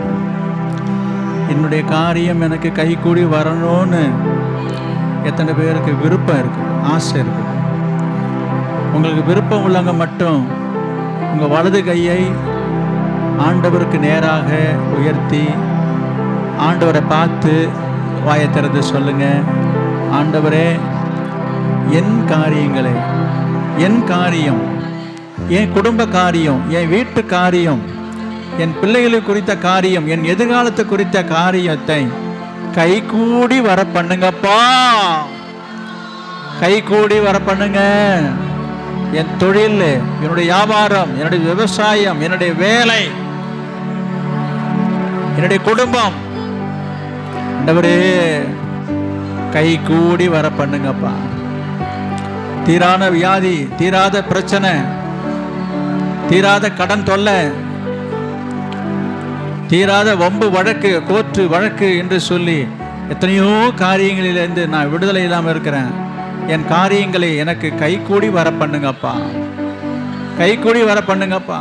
என் வளர்ச்சி, என் முன்னேற்றத்தை தடை செய்கிறார்கள், என்னை வளர விடாதபடிக்கு என்னை தடுக்கிறார்கள், வளர்ச்சியை தடுக்கிறார்கள். முறைப்படி நியாயப்படி எனக்கு கிடைக்க வேண்டிய ஊதியம் கிடைக்கவில்லை, ப்ரமோஷன் கிடைக்கவில்லை, பதவி கிடைக்கவில்லை, எனக்கு கிடைக்க வேண்டிய மதிப்பு மரியாதை கிடைக்கவில்லை. ஆண்டவரே, எல்லாவற்றையும் எனக்கு எதிராக சதி செய்து தடை செய்தார்கள். ஆண்டவரே, என் காரியங்களை கைகூடி வர பண்ணுங்கப்பா. அல்லேலூயா, பிரைஸ் தி லார்ட். பரிசுத்தமுள்ள நல்ல பிதாவே, நாங்கள் உம்மை ஸ்தோத்திரிக்கிறோம். இந்த புதிய மாதத்தில் நீர் வாக்குத்தத்தமாக கொடுத்த நல்ல வார்த்தைகளுக்காக ஸ்தோத்திரம். பரலோகத்திற்கு தேவனானவர் எங்களுடைய காரியங்களை கைகூடி வர பண்ணுவார் என்கிற நல்ல வார்த்தைக்காக ஸ்தோத்திரம். இன்னைக்கு இந்த வார்த்தையை கேட்டு அவருடைய குடும்பம், அவருடைய பிள்ளைகள், அவருடைய வாழ்க்கையின் காரியங்களிலே எல்லாவற்றையும் நீ கைகூடி வர பண்ண வேண்டும் என்று சொல்லி தன் வலது கரத்தை உமக்கு நேராக உயர்த்தி அப்பா ஜெபித்து கொண்டிருக்கிற உங்களுடைய பிள்ளைகளை கண்ணோக்கி பாரும். அவருடைய வேண்டுதலை கேட்டறலும், விருப்பத்தை நிறைவேற்றறலும், தேவைகளை சந்திங்கப்பா. இவளை ஆசீர்வதிங்கப்பா, இவரை ஆசீர்வதிங்க. உண்மையாக ஜெபிக்கணும், ஊக்கமாக ஜெபிக்கணும், விசுவாசமாக ஜெபிக்கணும். அப்பா உண்மையும் உங்களுடைய ஊழியக்காரரையும் உபசரிக்கணும், கனம் பண்ண உதவி செய்யுங்கப்பா. தாவீதை போல கர்த்தாவே உங்களுடைய ஆலோசனை கேட்டு, ஊழியக்காரன் ஆலோசனை கேட்டு நடக்கிற ஒரு மனதை தாங்கப்பா. நாத்தான் சொன்ன வார்த்தைகளை தாவீதை கேட்டபடினாலே அவன் வீட்டு காரியங்களை கர்த்தர் ஒழுங்குபடுத்தினீரே. இப்படியாக கர்த்தாவே எஸ்தரை போல உபவாசித்து ஜெபித்து கர்த்தாவே அப்பா எல்லா விதமான அழிவில் இருந்து உங்களுடைய பிள்ளைகளை நீ பாதுகாப்பீராக. ஒரு மனதை தாங்க, ஒற்றுமையை தாங்க, உடைய வார்த்தைக்கு வசனத்துக்கு கீழ்ப்படிந்து நடக்கும்படியான கிருபையை தாங்க. ஒப்பு கொடுத்த அனைவர் மீது பரிசுத்த ஆவியானவர் இறங்கி கிரியை செய்யும். இயேசுவின் நாமத்தில் ஜெபிக்கிறோம் பிதாவே, ஆமென். என் ஆத்துமாவே கர்த்தரை ஸ்தோத்திரி, என் முழு உலமையோட பரிசுத்த நாமத்தை ஸ்தோத்திரி. என் ஆத்துமாவே கர்த்தரை ஸ்தோத்திரி, கர்த்தர் செய்த சகல உபகாரங்களையும் மறவாதே.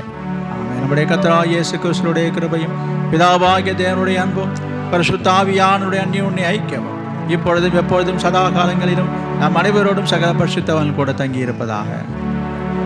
ஆமென். Praise the lord. கர்த்தர் உங்களோடு இருப்பாராக. கர்த்தர் உங்கள் அனைவரும் ஆசீர்வதிப்பாராக.